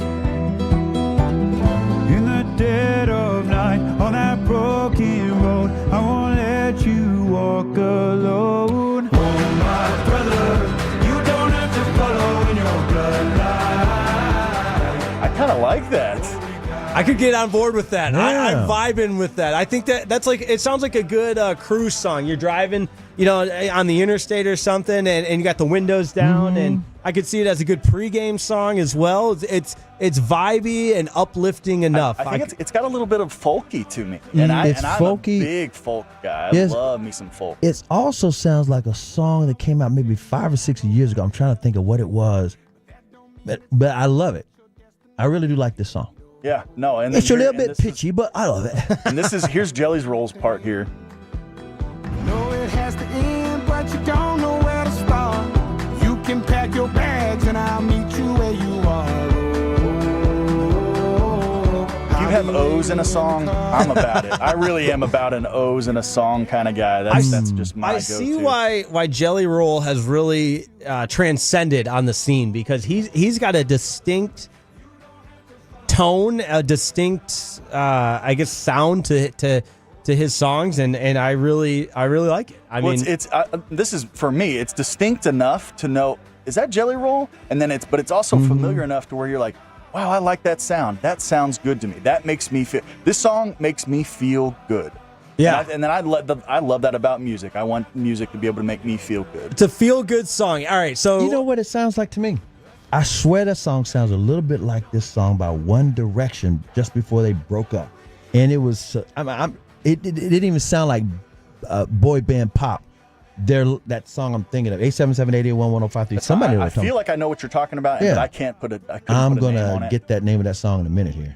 So. This, One just so we Direction have it song. one more time, Trevor, this was, I know it's featuring Jelly Roll, but who is the... This is Alex Warren. Okay, yeah. Called Bloodline. Yeah, so this is that's what I thought. So from the 940, Alex Warren is so talented. I agree. I've never heard of him, so like now I'm probably going to go listen to some of his music and figure it out. That's So what we it's do on New Music Thank you, New Monday. Music Monday. You're welcome, Tolos. You're milking everybody. I love it. And shout out to the listener survey feedback, or the listener feedback survey is probably a better way to put that. That provided the idea for the New Music Monday. 469 says, guys, I went to Alex Warren's concert in Fort Worth about a month ago with the wife. Dude's amazing. Amazing. I like it. Big fan. Mm-hmm. All right, we've set the bar pretty high. That's what I'm saying. I feel like I've set it high, but I like this. This song starts a little slow. This song is called "If I Had a Gun," and again, it's not going to sound like what it, but it's good. It's by Ecstasy, EKKSTACY. So let's give it a listen and let's see how you guys think. I kind of liked it, so we'll see. What? Before we play it, yes, sir. I just remember the name of that One Direction song. Story of my life. All right,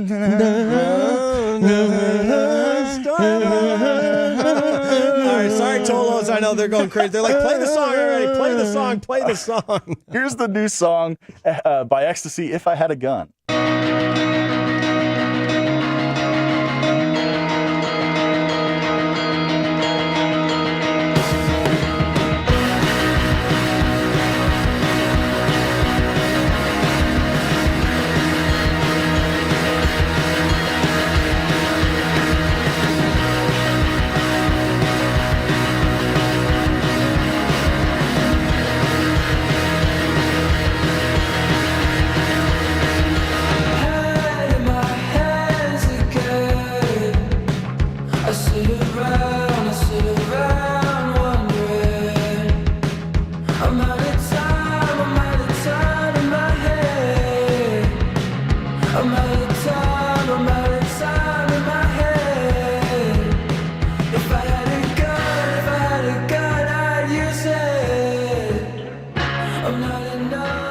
Again, another one of those songs I think you kind of you bop your head to. Mm-hmm. It Who's feels that again? good.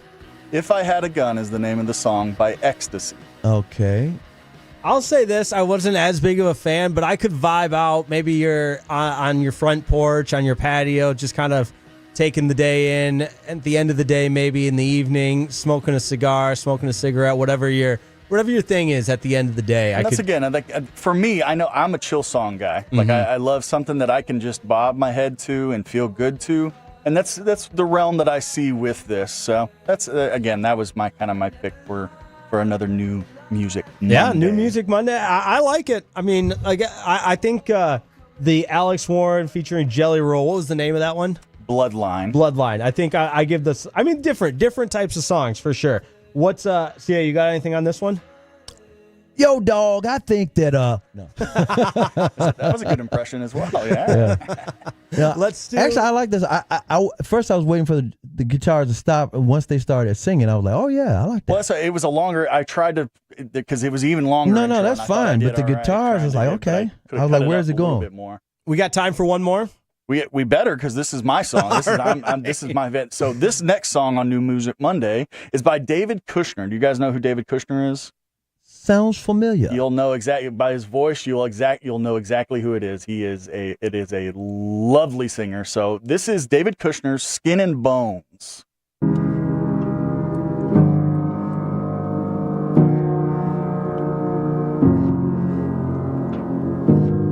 Fantasize to feel you like a bullet, and all your layers to the fullest, but the heavens won't condone it. You're deceiving wayward woman. You're a false prophet at the pulpit. The condition of your soul is eroded. Grab me in your skin and bones, yeah. You're electrical, oh, I'm gonna lose control. Again, another head bopping, just a little slow. David Kushner, man, can sing. Like, I am so about David Kushner. He is my dude. What other songs does he sing? Because it sounds so familiar. He's a little bit like Hozier. So it's not "Take Me to Church," but his other one is the. Oh goodness, for the life of me. That's what. No, honestly, when you said "Take Me to Church," that's what came to mind. Because again, I am terrible at song recognition, artist recognition, whatever it is. Like, I love going to a concert or something with friends and socially enjoying music and whatnot. But when it comes to knowledge and expertise, like a lot of things in life, I got nothing. No. You're just like a lot of people. You know, it's like they like the song. Yeah. Or they like Yeah, the does the group. song make you feel good? Right. Once again, that's my tie. Yeah, you don't does have to know the song make story. you feel good? Yes, and I'm about it. And for how big of a David Kushner fan I can't for the life of me remember that name of that song. But This one, from I the like- from I've the been- 469. He has an old school John Wayne type of voice. Oh, from the 940, Pilgrim. Darkness into Daylight. Is that the Darkness right song? in the Daylight. There you go. See, that's why, Mhm. that's why the Thank you, Tolos are the 940. best. That's why the Tolos. Thank you, What was the Tar. name of this song? Someone. This Hey, what's song that? again, David Kushner. This is called Skin and Bones. Skin and Bones. Skin and Bones. And There he you does a go. lot of correlation to religious things, and he just does a good job of telling a story. And that's honestly really why I enjoy listening to him, because he tells you a story while he sings, and that's I think is a very crucial thing. A Absolutely. lot of Tolos on the Lot of same meaning. page with you, Trevor. So our 3 Loving songs it. on New Music Monday. First, I'll let you run through them, Trevor. So number 1 was Alex Warren, Bloodline, featuring Jelly Roll. So that was I enjoyed that one quite a bit. Our second one was by Ecstasy, If I Had a Gun. So you guys want to check that out. That was a kind of an offbeat one. And then the third one is David Kushner's Skin and Bones. There you have it. New Music Monday. I think if I were to rank them, I go Bloodline 1, Skin and Bones 2, If I Had a Gun 3, but all very, very different in their own way. Yeah, I like the first one first, third one second, and the second one third. Oh yeah. So we're on the same same page there. Lots of good stuff on New Music Monday. Thanks, Trevor. Thank you, Trevor, the problem, guys. Thank creator, you. on the ones and twos. Appreciate your contributions to our Memorial Day show here on the Sean and RJ program. And coming up next, we get to hang out with a great friend of the program, our guy, Nick Harris from the Fort Worth Star-Telegram. And then we'll get you out to Globe Life Field crosstalk with the fellas from the Fan After Dark. A loaded final hour right here, so don't go anywhere. It's 105.3 The Fan.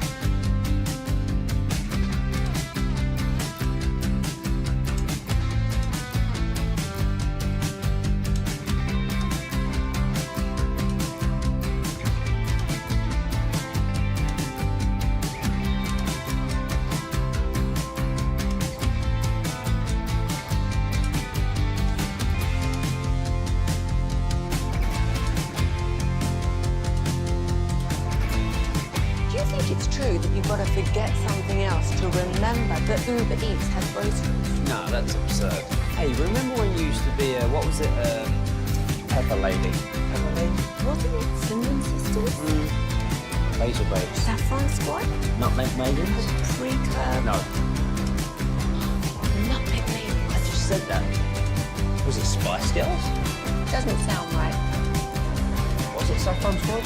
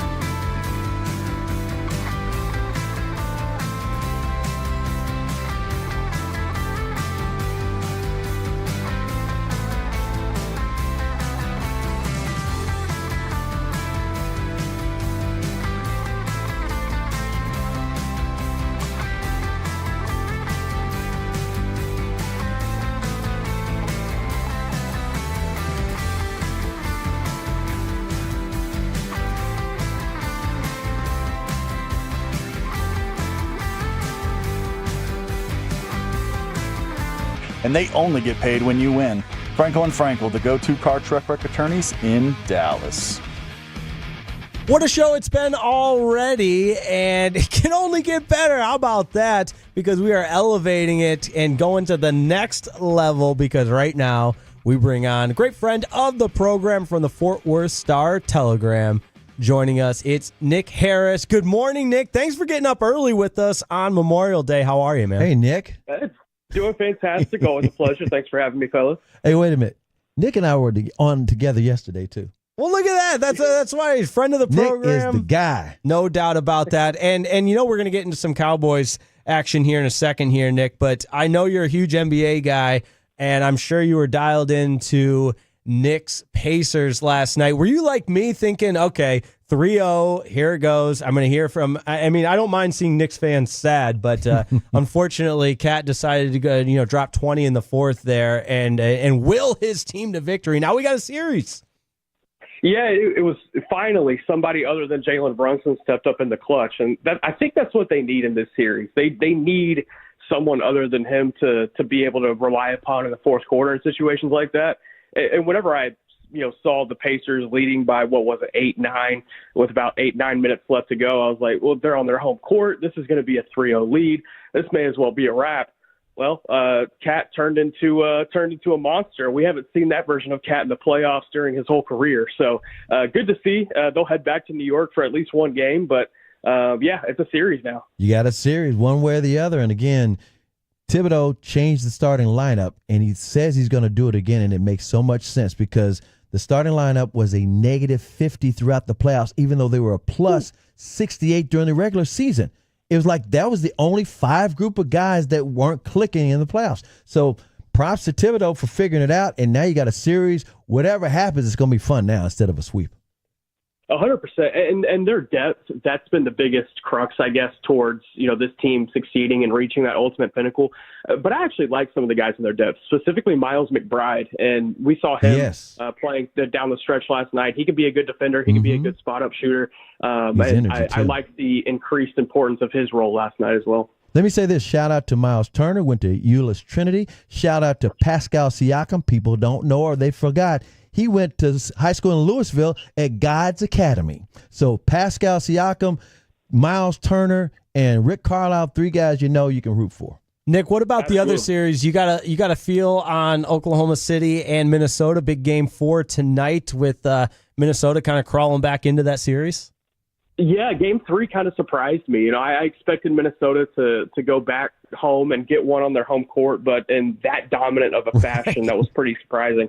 And we've seen that with Minnesota throughout the season and here in the playoffs, that when they jump out to a big lead, they don't let it go. And once they get that boa constrictor grasp around you, they do not let it go at all. So it's going to be crucial for OKC to get out to a good start tonight. But typically when they do that and SGA plays well, they find a way to win. I still like OKC in that series. I still like OKC to win the whole thing. It's going to be interesting because this is the difference. I was saying this earlier today, and I said it yesterday. Minnesota knows they're not as talented as Oklahoma City, but they did this same damn thing to Denver last year before they met the Mavericks. Denver was the defending champion, and they beat them by 45 on the way to taking them to 7.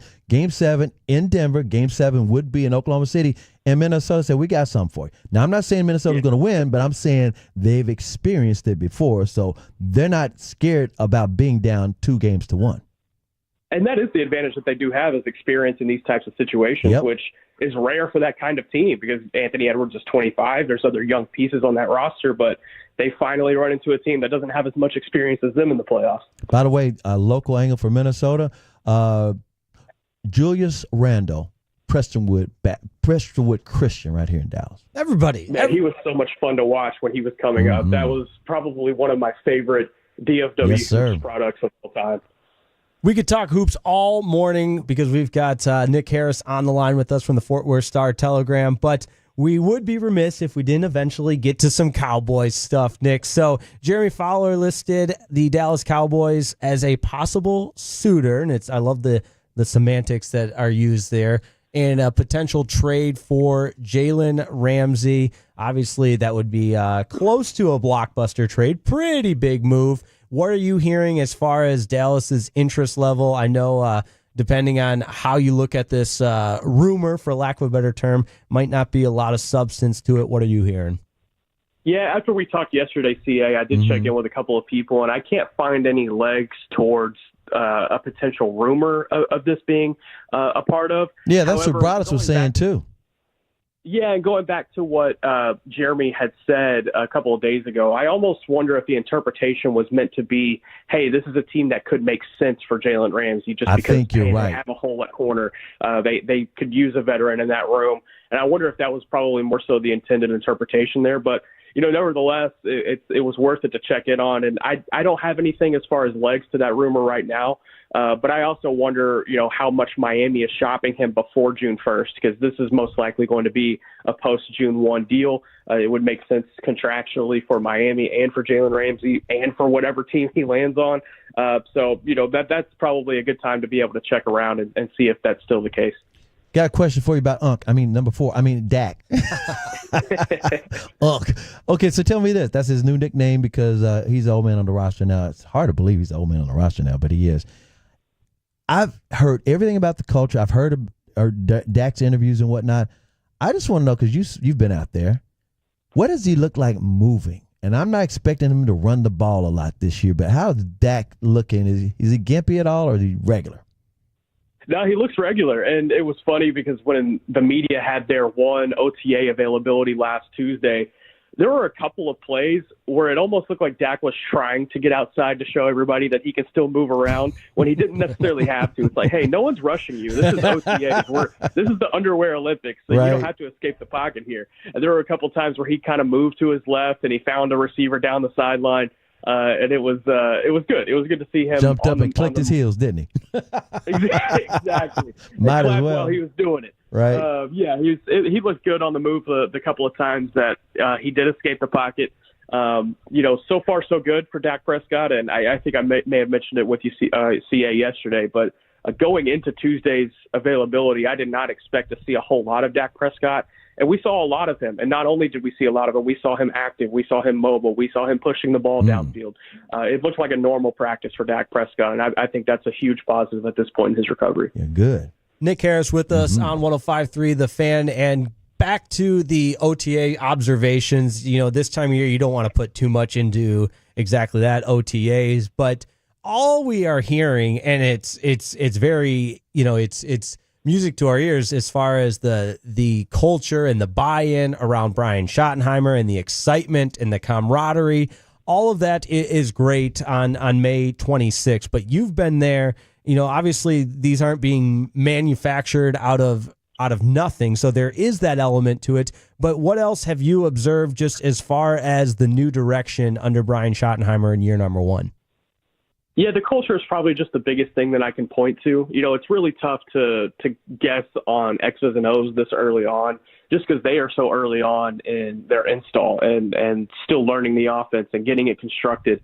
Even Brian Schottenheimer, there's some aspects of the offense that he doesn't have built yet that will come together as training camp and preseason come together as well. But I do have to point to the culture again, just because that's been the biggest thing he has harped on early on in his tenure, whether it's getting a ping pong table in the locker room or doing free throw contests in the team meeting rooms and in his office, or having cookouts after practices over the course of the last few weeks.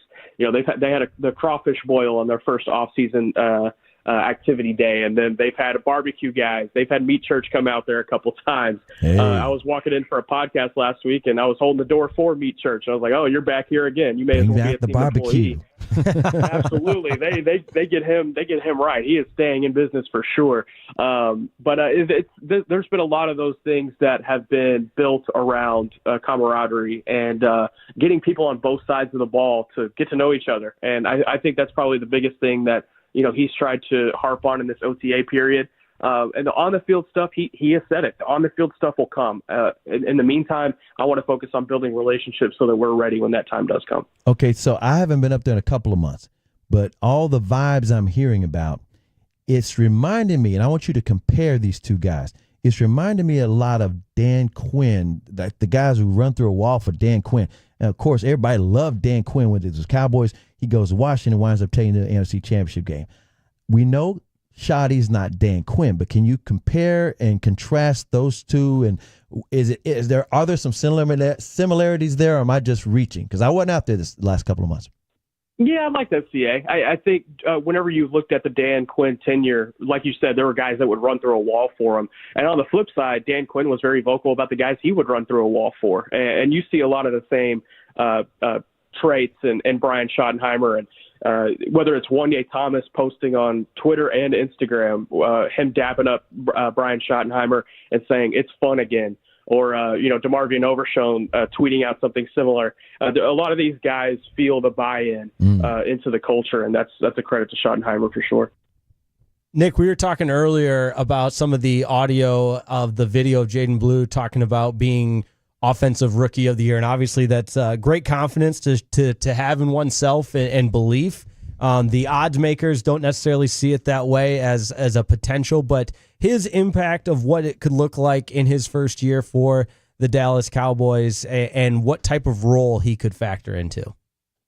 Yeah, I think Javonte Williams ends up being the guy that trots out with the offense on the first drive of the season. But I think Jaden Blue is going to have a very primary role on this offense. Mm-hmm. They drafted him with the intention of, hey, you're going to come in here and you're going to be asked to do a lot in year one. And there were a lot of coaches in the building that were very high on Jaden Blue during the draft process, and they are coming into this process with Jaden Blue, expecting him to have a feature role as well. So even if it is Javonte Williams that gets the starts and gets the majority of the touches, I do think Jaden Blue is a big enough role on this offense to where you look at it game by game and you see either his impact or his impact not helping. And he's going to have that opportunity for sure. It's going to start in the preseason and training camp. He's going to have to earn that role.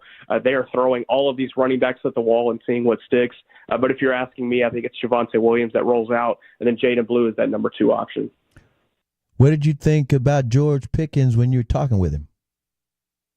Yeah, he's still very what's the word I'm looking for here? Maybe reserved. Oh, okay, that's what I have to give credit. Yeah. I have to give credit to the Cowboys PR for that, because when he came into the building, and I have to give credit to George Pickens.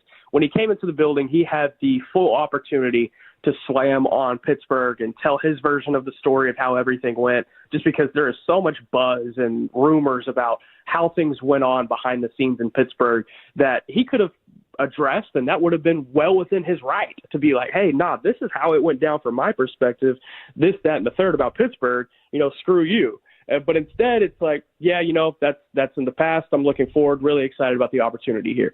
And that's basically his entire spiel so far. Mm-hmm. He's been short. That has been noted. Bobby Belt, he actually did the math last week on the availability. He averaged 7 seconds per answer over the course of 24 questions in his availability. Are you saying he's acting like Marshawn, basically, I'm here so I won't get fined?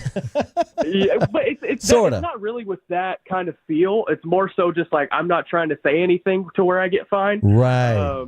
Calculate. I don't know y'all yet. I'm not comfortable yet.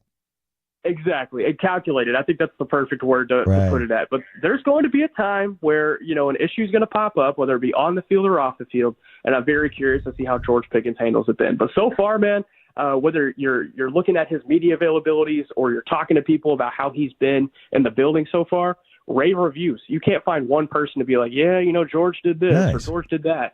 He's been early for meetings. He's been taking notes. He's been front and center.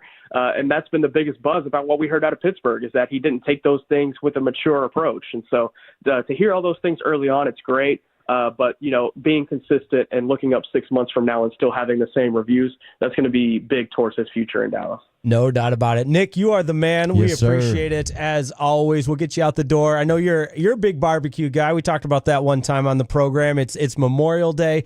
What do you got planned for, as CA always puts it, the first barbecue holiday of the summer? Yeah, the weather last night certainly put a damper on my plan, so I might just have to go out to Hutchins. But I'm a huge college baseball guy, and the college baseball selection show is about 90 minutes. So that is number one on my Memorial Day plans, is seeing where all the regionals are this weekend. Absolutely. Good stuff, man. Appreciate it as always. Thanks, Nick. Thanks for hopping on. Thanks, fellas. Y'all have a great one. There he goes, Nick Harris, noted college baseball guy. I'd asked him more about the Big 12 tournament right here at Globe Life Field. But it's always great having him on, man. He just provides so much insight and so versatile too. We'll talk a little hoops, we'll talk Cowboys, and then college baseball at the end there. Yeah. Well, that's why we love him. Nick Harris, as always, friend of the program. Coming up, we are going to get you out to Globe Life Field, the Fan, after dark, during the day, on a holiday. Fred and Blake, we chat with them next on 105.3 The Fan.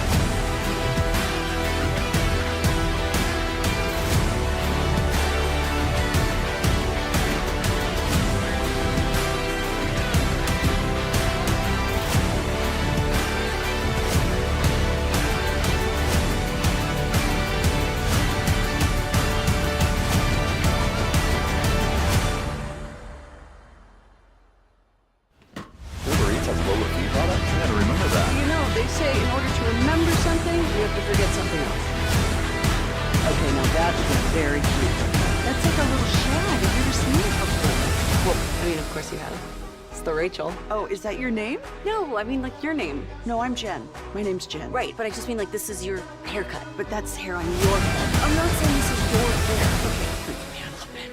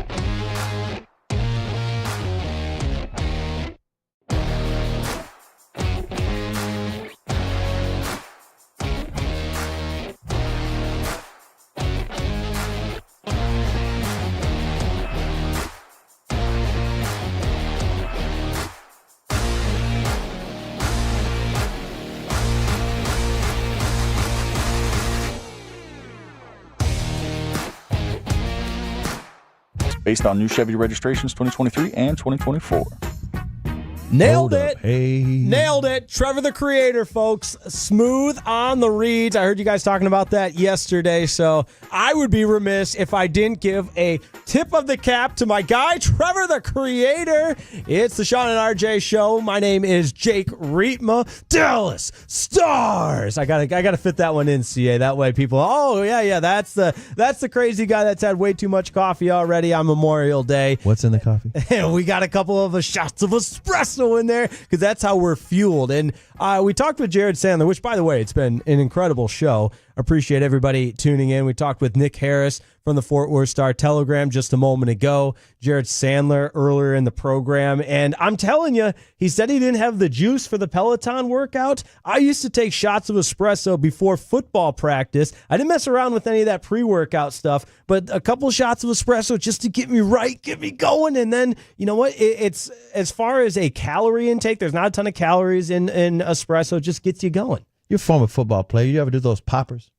No, you look on the sidelines, they're doing those poppers. Wait, you're talking about like smelling salts? Smelling salts? Smelling salts. Because I would say poppers are something different. I think I know that. That's something it's evolved, different. huh? Oh, yeah. No, I had a teammate who did smelling salts, and I did one before a kickoff one time. I was running down there on kickoff, and I was all ready to go, and I'm sprinting down there, and I got clocked. And that was back. That was back when you could actually block on a kickoff and kickoff return. Oh yeah. But I also, and this is great radio. Just talking about all my college highlights. I had a couple of rundown. You're the first guy down there, and you make the play at the beginning of the game. The crowd's into it. You get a little chest pump, and yeah, I had a few of those too. Don't worry. My tackle celebration. If you're watching on the fan cam, I was a big whoo. One of those. Arms spread out like. Yeah. Oh yeah. We got headphones going everywhere. We. This is not a sack friendly or sack dance friendly studio. CA knocked his headphones out there. You got them? Yeah, I got them. Okay. Earbuds, headphones. Yeah. But yeah, your arms are stinny, like. Yeah, because you kind of flex. I mean, the normal flex, that's just kind of too mainstream. Everybody did that, but. We got to catch up with our guy, Fred Davis, live from Globe Life Field, where the Texas Rangers are getting set to take on the Toronto Blue Jays in the first of three from Globe Life Field. And with that, we say good morning to Fred Davis. Are you awake? Are you alive and well? How are you, my friend? Fred. Absolutely. What's going on, gentlemen? How we doing today? Good and getting better. Day. Jake's on that coffee, man. Yeah. He's Dan Campbell all over. Look, are we sure that's sugar? Are we sure that's coffee, or there's something else going on over there? My man is amped today. And look, I'm a high energy guy. Okay, so look, I am taking nothing away from your enthusiasm this morning, Jake. But my goodness, you are rocking and a roaring. And I mean, look, I'm not in studio, so I don't know what your nose looks like, but I'm just going off of the vibes, man. Fred, off of the vibes. You will appreciate this, and CAU as well. The first time I went on a golf trip with my brother and his buddies, on a golf trip you want to have the right number of people, and so they needed somebody off the bench. They needed a pinch hitter. I said, you know what? At this time in my life, I wasn't doing anything professionally. I didn't have any friends, and I was like, yeah, I'll piggyback on a guy's golf trip, and I became the energy guy. And when you are denoted that role, you have to live up to it on a guy's golf trip. And I had my brother's buddies looking through my stuff, trying to find substances that would at least explain why I was the way that I was. And they couldn't find them because it's all natural, guys. It is all natural. But they looked, and they're like, yo, Reetma, your brother is on something. And he's like, no, he just loves golf trips with the boys. So if you want to see me really fired up, this is nothing compared to golf trips with the boys, man. That's when which, by the way, Peyton was on one. I mean, he was golfing in St. George, Utah. I mean, you had the red rocks, the green grass. Oh, incredible stuff. How is it looking at Globe Life Field there, Fred? I know the gates probably haven't opened up yet, but barren. It's barren right now. So right now, obviously we're here at the Comerica backyard. It's myself, Ruben Portillo. Ruben. We've done a thankless job as far as getting everything set up for us here today.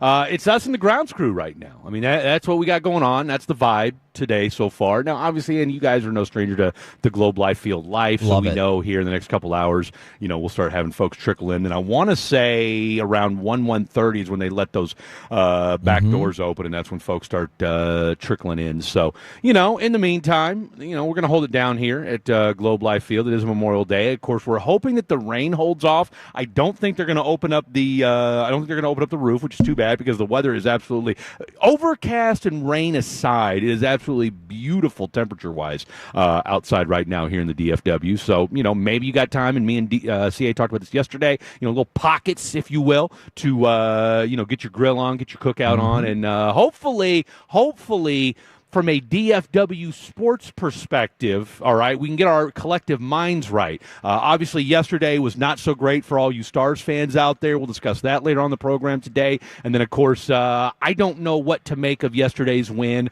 On one hand, hey, you got 3 runs in the 9th inning. You finally salvaged a victory. And then on the flip side of that, you did it against one of the worst teams in the major leagues. And so, hey, a win's a win. But your boy Freddie D, every now and again, likes to, dive into the stats. I've got some numbers from 2 years ago, last year, and now. When you look, there's 5 core guys that have been a part of this lineup. When you're talking about Simeon, you're talking about Adolis, you're talking about Corey Seager, Heim, and Young. And when I'm going to break this down in the show, when you look at their numbers from 2 years ago, from where they were at this point 2 years ago to where they are at now, numbers-wise, I don't know that Brett Boone or George Brett or Ted Williams could fix what's going on with this baseball team when it comes to hitting the baseball, because it's pretty staggering when you look at the numbers from 2 years ago to where they're at today. Hey, Fred, you mentioned the weather. You got good news for you. What you got? It's only 15% chance of rain after 10 a.m. In other words, it's not going to rain, and it's just going to be overcast. But guess what? It's not going to be humid. It's only going to be 74 degrees is going to be the high today. I love it. 74 degrees. So go to the park. Go to Globe Life Field and enjoy the game and hang out with Fred. And, hey, Fred, by the way, we've had a subplot to the morning show. Different tellers are wondering what the Rangers might be wearing today. And if you find out, make sure you mention it on the air. Oh, I absolutely will. I absolutely will. A lot of the Memorial Day games, they have the commemorative hat, the camo hat, and it'd be interesting to see what type of nod to Memorial Day there will be in the uniform. Big uniform guy. It's a great question. I mean, they were unfurling the Texas and the American flag when I got here. So, we're gonna love up the state of Texas, and we're gonna love up America today, as we should on Memorial Day. And then, of course, make sure to love up all your veterans and anybody out there that's paid Fred, thank you for your service. Well, look, it's the folks that laid it down before I did. So anybody out there, Army, Navy, Marines, Coast Guard, you name it, God bless you all. Air Force as well. Can't forget my fly boys and girls. But for all you folks out there that did what you did, thank you for that today. Amen to that, brother. And you were Navy, correct? My brother was in the Army. Uncle Sam's Canoe Club, 4.5 years. Yes, sir. Joined the Navy to see the world, and they sent me to Maine, but that's another story for another day. Have you practiced that? That just came out way. I mean, how many times have you said that? Well, I mean, look, when you've been out of the service for 21 years like I have, which it's kind of hard to believe when I put it like that, but I've answered that question more than once in my day. Shout out to my boy Ronnie. You guys know Ronnie, the guy that does the attendant when you drive in here. To Globe Life Field. Lot, yeah. Ronnie, okay. Shout out to my boy Ronnie, who was a prior, who is from Maine, incidentally enough, but former Army and Air Force guy as well. So, we're bringing it full circle here at 105 through the Fan and Globe Life Field today. Great stuff. And if you see Blake Elliott, anywhere bebopping around the Metroplex, let him know we're missing him out here at Globe Life Field today. So we'd love to see him. We'd love to see him. We'd love to see him. Truth be told, my man's probably sawing logs because we all know that when my man knocks out, he's literally unmovable. Yeah, that's exactly right. I heard you guys talking about the new and improved alarm clock that he purchased, though. $75 alarm clock. Yeah, exactly. Yeah, how's that working out for him? So, I think we need more. Exactly. I'm still using my cell phone, which has that. I'm here to wake up. Not. I want to be.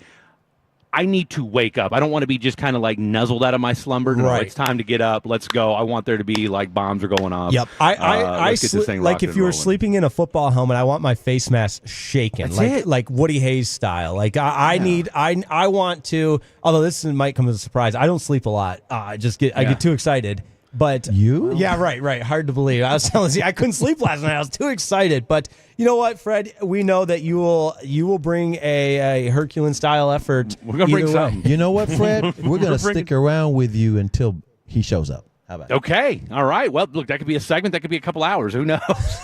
Well, we'll stay as long as we can. Yeah, there you go. No, I'm messing. No, hopefully we'll get. I gotta believe that my man will be here sooner rather than later. But I appreciate you guys sticking around. All right, we'll talk to you on the other side. Sounds good. The Fan After the Dark during the day at Globe Life Field on a holiday. Next on 105.3 The Fan.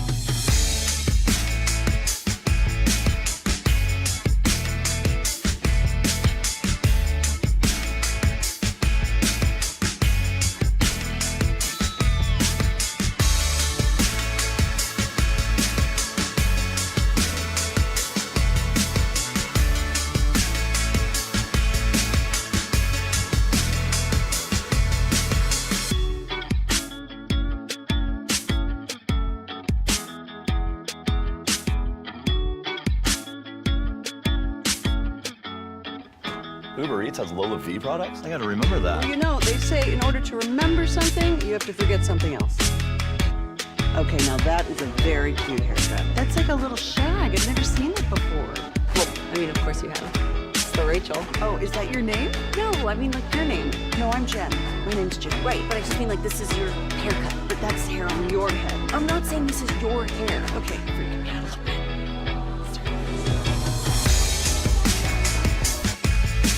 Today, and rightfully so, as they kick back with their families, enjoy a little day baseball, enjoy a little barbecue, a cookout, whatever it is you're getting into on this Monday. It looks like the rains, from what we see, it looks like, as per meteorologist Chris Arnold, who, by the way, is quite adept at talking about the weather, it appears that after 10 o'clock we should be good to go. So don't let the overcastness fool you, ladies and gentlemen. It is going to be a wonderful day to be around with the family, and hey, there's plenty of seats and tickets available. Come on out here, Globe Life Field. Get you a ticket or 2 or 3 and come watch your Texas Rangers, who got off the schneid yesterday, as they bring it back home here to Arlington and take on a Toronto Blue Jay team. We've got a lot to get to today on this Memorial Day Monday as well. Like I said, we talked a little bit about it during the crosstalk, and we'll get into it more today throughout the course of the program. You've got your Dallas Stars, who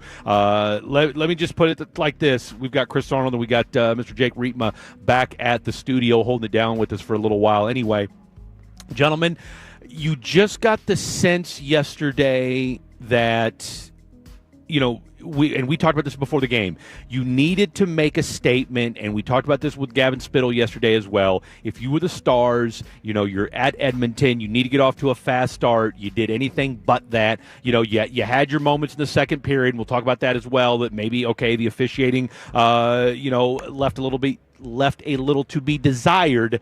That being said, you still got to go out there, you still got to play the game, and then in the third period, the Edmonton Oilers put belt to ass, and as a result, this Stars team's kind of in some sort of quandary right now, because I'm not sure where you go from here if you're the Dallas Stars. I think it should be a wake-up call. I mean, you guys, I was listening to your conversation with Gavin, tremendous per usual, but the lack of response on Darnell Nurse, I think, is concerning. And I'm not saying go out there and get a 10-minute major. Of course, we learned in Game 2 you can chop somebody in half with your stick, and it's only a 2-minute minor penalty, so just go ahead and replicate that. But I really was surprised that there wasn't a concerted effort in retaliation towards Well, then the question Darnell is, Nurse. who's the goon? I mean, enforcer. Who's the goon? I expected something from Jamie Benn. And then as far as his lack of production statistically, we've talked about that at length. There hasn't been that foot on the gas mentality needed from your captain. And it's easy when you lose a game to start calling people out. I don't necessarily want to do that because, Fred, like you mentioned, the ice tilted in that second period in favor of the Dallas Stars. The shots on goal, the high leverage chances, all of it were in favor of the Dallas Stars. And then you get the back-breaking goal with 16 seconds left on a puck luck goal that bounced straight to McDavid. And of course, he's going to bury it in that sense. But I think a legitimate level of concern and curiosity for what the response could look like in game number 4. No, and I don't disagree, and I think it's one of those situations where, look, you got to win game. You've got to win game 4 if you're the Dallas Stars, right? I mean, Connor McDavid showed why he's the best player in the world, and I mean, was it Messier or was it somebody on the broadcast who said that he's the greatest player of all time? Like just the way he's built and the things he does. Which, look, I'm again, you guys know where I stand on this sort of thing. I will let them. I mean, it sounded like a rather audacious claim. I mean, we just got done with Sidney Crosby. I mean, we got Jaromir Jagrs of the world, the Mario Lemieux, the guys I grew up with, that Gretzky character that you mentioned already. So, hey, you got the Ovechkin guy who just broke the all-time points record. So, hey, look, I'm all for inflammatory statements. And I didn't realize hockey made those kind of audacious remarks as well. I guess I got to see a little bit of what I was missing yesterday when I found out Connor McDavid might be the greatest hockey player in the history of hockey. Mark Messier was on something yesterday. I mean, he was on one. He had major. I tweeted this out. Major get off my lawn vibes when he was talking about the Stars. I was like, man, what did the Stars ever do to you? And saying, well, maybe they should play better and this, that, and the other. And it sounded like there was intent behind each and every one of his statements. And I know he played for the Oilers and of course the Rangers and everything, but I didn't know he had anything against the Stars. I was surprised. Let me ask you this. Do you think it has anything to do with the fact that, and you get this with players, especially player commentators, where, does it make any sense as to why the Stars either turn it on and look great, like the team that is as deep as they are, versus then there's other days where they look like the Rangers offense, and you're just saying to yourself, how does a team this good with this many pieces have to be brought out of its lull the way it has? I guess that's what and maybe that's where he's going with this. A team that good as the Stars are, because here's the thing. If I have to hear one more time about how Jim Nill's a great general manager, okay, well, then why do these guys look like that? And at some point, and I guess this is the reality, right? You're only as good as the players you put on the field, the ice, the court, whatever we're talking about here. And I guess my thing is that whether it's Pete DeBoer, and I asked this to Gavin yesterday, every great coach that's never won a title, they've got that Achilles heel as to why they don't get over the hump. I heard you guys talking about that. And with DeBoer, I just wonder, what is it? Because look, again, if this was the Mavericks, if this was the Rangers, if this was the Cowboys, and they came out looking as listless as they have, all right, we would tear into these guys like nobody's business. Right. Okay. And I hear that, but I want to defend Jim Nill for a second, if I will. And this, it makes for great conversation. So I don't take the term defend as I've got my I'm guard all for up. it, because I know you know a hell of a lot more about this than I do. I'm just looking from a average hockey fan's perspective of, okay, what's the missing piece here? Because right. Why Shane Nico Charla? They shouldn't have let him go. Players, Shane right? Charla would have clubbed somebody. You know what I'm saying? Like, this isn't some startup. This isn't some sort of like, hey, they're scrappy. They're just out there out competing people. Like, no, you're loaded. You got good players on this team. What are we missing here? The goon? I will take it. The enforcer, somebody that they're going to unleash this guy if you keep messing with our other guys. Yeah, I don't think that's as impactful of a component of a team as it used to be. You used to have teams that needed the enforcer. And today's hockey, you just don't see that as much. But as CA, you love this in any professional sport, the concept of team building. And to go back to the Jim Nill defense for 1 second, the sustained level of success that the Stars have had in the salary cap era is impressive in comparison. I know they haven't got the ultimate prize, but go all the way back to 2020. And when the salary cap was implemented, you're seeing teams that used to operate in a totally different way that could buy players and didn't have to worry about that. But since the implementation of the salary cap, there has not been a better general manager in constructing a team in confines of the salary cap, having to work through that. So yeah. I'll give Jim Nill credit there. In the sense, I don't disagree with you one bit on that. Again, three consecutive Western Conference Finals. I know that's not the ultimate prize, but they haven't been schloffs either. Like they're no, I'm with you on that. But to get over the hump, and Pete DeBoer is perfectly representative. I mean, he is the definition of sustained success without the ultimate prize. And so was it a matter of, you run in hockey especially, you run into a hot goalie, you run into, in this case, Connor McDavid the last 2 years. What is it that's preventing the Stars from getting over that hump? The depth players not showing up in the series. There's lots of little factors that I think are adding up in a big way. And that's not to say they can't get it done in 2025. And we heard the audio. Pete DeBoer still believes it's a 2-1 series. They still got to win 2 more games. No, I don't disagree with you one bit on that. I guess, and I'm going to piggyback off something that Gavin said yesterday, and we actually talked about this as well. If you take... Okay, so you've played 9 periods so far. Oh, yeah. If we're being honest, Edmonton's won at least 7 of these periods so far, right? I mean, and it's not just win, and it's not just like, hey, this is a 10-9, and these are a flurry of punches at the end that are the difference. Like, no, you've been manhandled in 7 out of the 9 periods thus far. It's bad. And so I guess that's my concern is, what much like the Rangers offense, okay? At some point, as Bill Parcells once said, you are what your record says you are.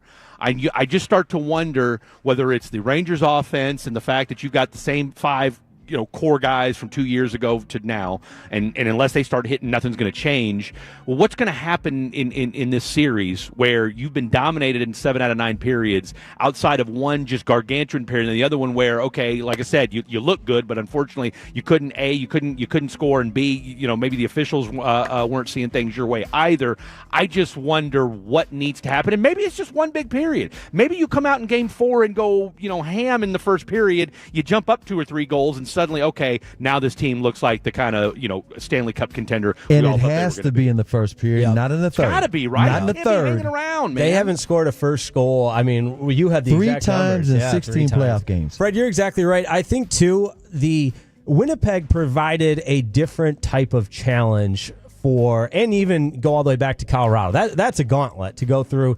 Colorado. President's Cup champion, Winnipeg Jets. But against Winnipeg, you saw some adjustments from the Dallas Stars in the sense of playing a more physical brand of hockey, mucking it up a little bit. And it's not necessarily their preference or even kind of their identity, but I think you've seen the Stars show the ability to play that style. And I think that would bode well to have a more pointed effort in the sense of playing more physical, mucking it up, getting those picking up the trash in front of the net kind of goals that you saw against Winnipeg and at times against the Colorado Avalanche, because Edmonton doesn't want to play that style.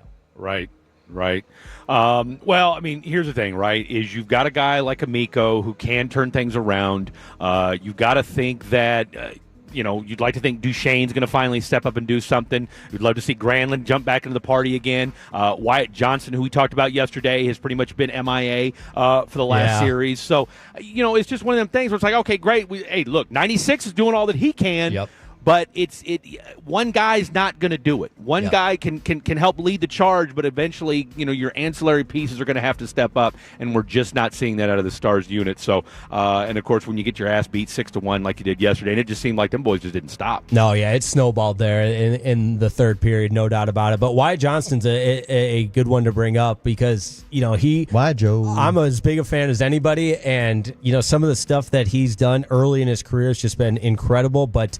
Now, I mean, it's gut check time for him. He's minus 16, which is the worst in all of the Stanley Cup playoffs. You're kidding. And he's not a kid anymore. He's just he's gotta evolve into that impactful playoff performer because we've seen it. That's what's the frustrating part is we've seen him in the Colorado series. He had, obviously it was Mikko's series, but he had the go-ahead goal in that hat-trick game in Game 7. So he's capable, and I don't know. Hockey's such a funny sport where, it's not like football where, all right, go out, execute, be more physical, and just do it. There is an element of puck luck. There's so many different factors, and to speak it into existence is one thing, but I'd just love to see him go out and actually do it on the ice here in Game 4. By the way, I can't imagine Skinner being great 3 games in a row.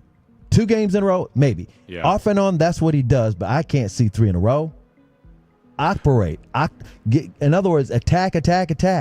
Did you guys have a problem? I got my boy Billy Brown, my East Texas hockey reporter that always chimes in and gives me some updates throughout the game and gives his thoughts on things. Did you guys feel like the officiating in the second period was as lopsided as he did? I feel like the bigger gasp was in the first period with the missed delay of game call. And then they actually the Stars got a little bit of a break at the end of the first period in that penalty where Mikko Rantanen, it was his own stick that hit him on a stick lift, which happens from time to time. But I think absolutely the Stars have a bigger grief with the officiating so far this series.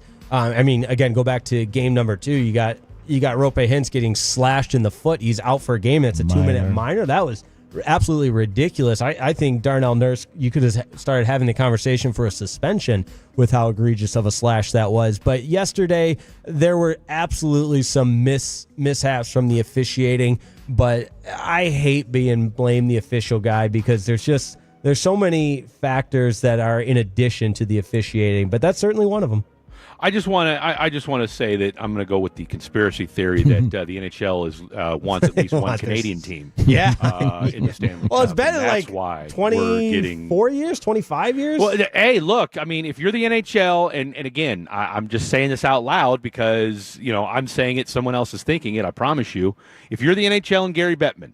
And I'm not blaming this, but I'm just, hey, it's fun. It's fun on a Monday, okay? By the way, there's no fan cam today because I forgot my computer and I didn't realize we were doing it today. That said, if you're the NHL, what do you want? Do you want Panthers-Dallas or Panthers-Oilers?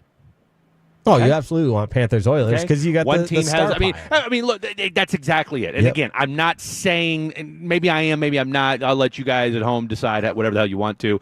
But if this was the NBA or the NFL. Okay, who do you want to see in the Super Bowl? You want to see Brock Purdy? You want to see Pat Mahomes? Okay, I mean, let's be real. Hold on, no. Stars. Mikko Rantanen is much, I think, higher up than the Brock Purdy comparison. At least give Mikko like. Okay, but here's the thing. Let's do like a Jalen. No, not maybe like a Dak Prescott. Who does Canada rather see? Who would Canadians rather see? Connor McDavid or Mikko? McDavid. You know what I'm saying? Yeah. Like, I mean, that's the that's the thing. They don't care for the Finn. I'm not trying to be. Maybe I am. Maybe I'm trying to be conspiratorial. Fred, I love when you say. I'm not saying. I'm just saying. Okay, I'm not saying. I'm just saying. That's exactly right. Again, you've got the best player in the world. All right, who I was told I was yesterday years old when I found out the greatest hockey player of all time. Okay, to hell with Gordie Howe. Apparently, it's Connor McDavid. And if you're the NHL, who you've had a pretty decent postseason so far, you got the and I asked this yesterday, and I'll ask you two again.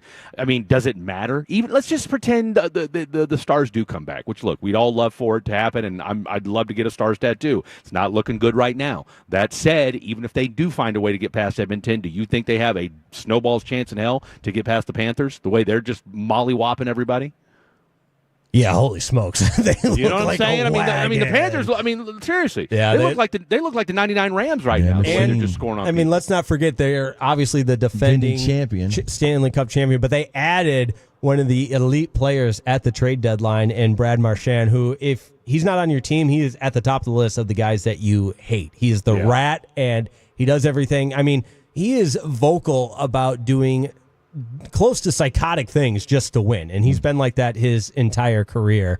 So yeah, the Panthers are certainly looking like a wagon right now. That's for sure. They certainly are. All right. Well, look, here's the deal. We are holding it down. You may be saying to yourself, Fred, we hear that you're at Globe Life Field. You've been telling us that for the last 48 hours. We know that KNC and Sean and RJ are out today because of Memorial Day, but it's you, and then we just heard you and the morning guys again. So what the hell's going on? That's a great question, and I'm glad you asked. Not that we don't love to hear more of CA and more of Jake Rietma. That being said, if you've seen Blake Elliott, let us know. 1-877 881-1053, 877-881-1053. He's quasi-narcoleptic when it comes to when my man's out cold, he is out cold. So before people start speculating that he's out running the streets, here I can guarantee you dollars to donuts. My man got home from work last night, I know he worked a double, played his video games, all right? You kids in these damn video games. I guarantee he probably played till about 4 or 5 in the morning and is passed out asleep as we speak right now. But what does that mean? The show must go on. Let's talk a little Texas Rangers. They salvage a series, and I'm going to tell you two, and I guarantee you I'm going to throw something out to CA and Jake when we come back, how eerily similar this 2025 Ranger squad is to the 2024 Ranger squad. I wish they were more similar to the 2023 squad, but hey, a guy can dream, can he? Don't go anywhere. It's Fan After Dark.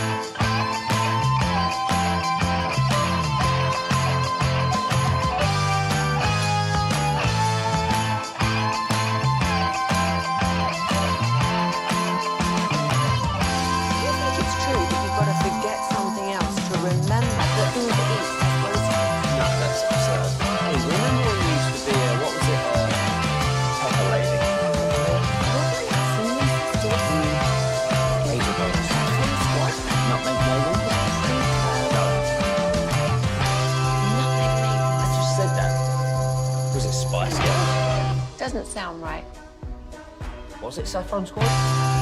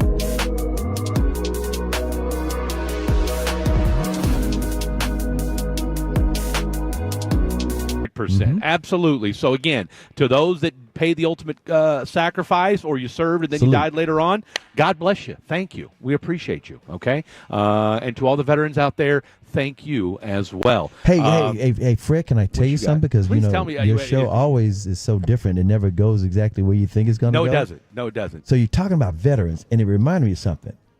My dad, all of my uncles were in the Air Force. Yes. My dad was telling me this story a week ago. I already knew he got stationed in Greenland. Okay. He was telling me, all of a sudden, the United States is interested in Greenland. Remember Trump was saying about Greenland. I was going to say, he was there before we bought it, right?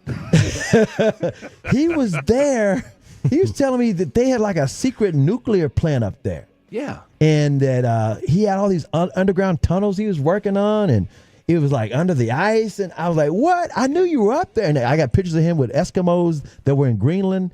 And he started telling me all that stuff, and that it was a strategic location. I was like, what? He said, all this stuff that's coming out now? He said, oh, I've been knowing that. You've been knowing that. See, you thought you were around them CIA guys again, didn't you? Exactly. You thought you'd heard too much. You were like, Dad, you have said too much. Let me go ahead and just slink on out of here before things start going haywire. All right, so your Texas Rangers salvage a 6-game road trip yesterday and do it and look, I'll say this. They did it in exciting and resilient fashion. Guess what? They generated runs in the 9th inning. You're down, what was it, 4-3, whatever it was, 4-2, something like that. They score 3 runs in the top of the 9th, hold off the White Sox, win the game. They're 20? I got the record here in front of me. Dadgummit, I got papers everywhere. Right now, your Texas Rangers are sitting at 26-28. I'll give each one of you one guess. Through this number of games last year, was it 54 games? Tell me what you guys, if you remember, and if you do, great. If not, no worries. What the Astros, Freudian slip, what the Rangers' record was a year ago today. I know 2 games under 500 right now, 26-28. They were 26-28 right now. Really struggling a year ago on the road. Today. They struggled last year, too. I'm going to say they were right at 500 a year ago. I'm going to say the same thing. They had to be about 500, and it wasn't like 2023. No, they were 33-19. No, they were on fire the first half. Yes, they were. No, they were 25-29. So they're 26-28 this year. They were 25-29 a year ago. Okay, so 1 game difference from last year to this year. Okay, and so why is that important? Well, I'll tell you why that's important. Because we have sat here and tried to glean literally everybody at 105 through the Fan, Texas Ranger fans. Everybody has tried to wrap their brain around what is it about this baseball team? Why can't they hit? What's the difference between 2023 and 2025? And what has happened? Well, I'll give you 2 reasons. And I understand it's easy to jump on the Marcus Semien and Adolis Garcia are not producing bandwagon, and that's easy enough to do in and of itself. But I'll give you a couple other things, and look, I used to do a little journalism back in the day, so I'm a nerd when it comes to stats. And Big J. The one thing about baseball is this, okay? The numbers don't lie, all right? Like baseball is the one sport that we feel pretty confident that when we can compare numbers across generations, you can at least have some semblance of an argument there that, okay, these numbers do hold weight versus, we can't even argue 90s versus 2025 basketball for crying out loud. But think about this. There's 5 guys who are kind of the core players from 2023 that are still core members of this 2025 Rangers team. You got Marcus Semien, you got Adolis, you got Corey Seager,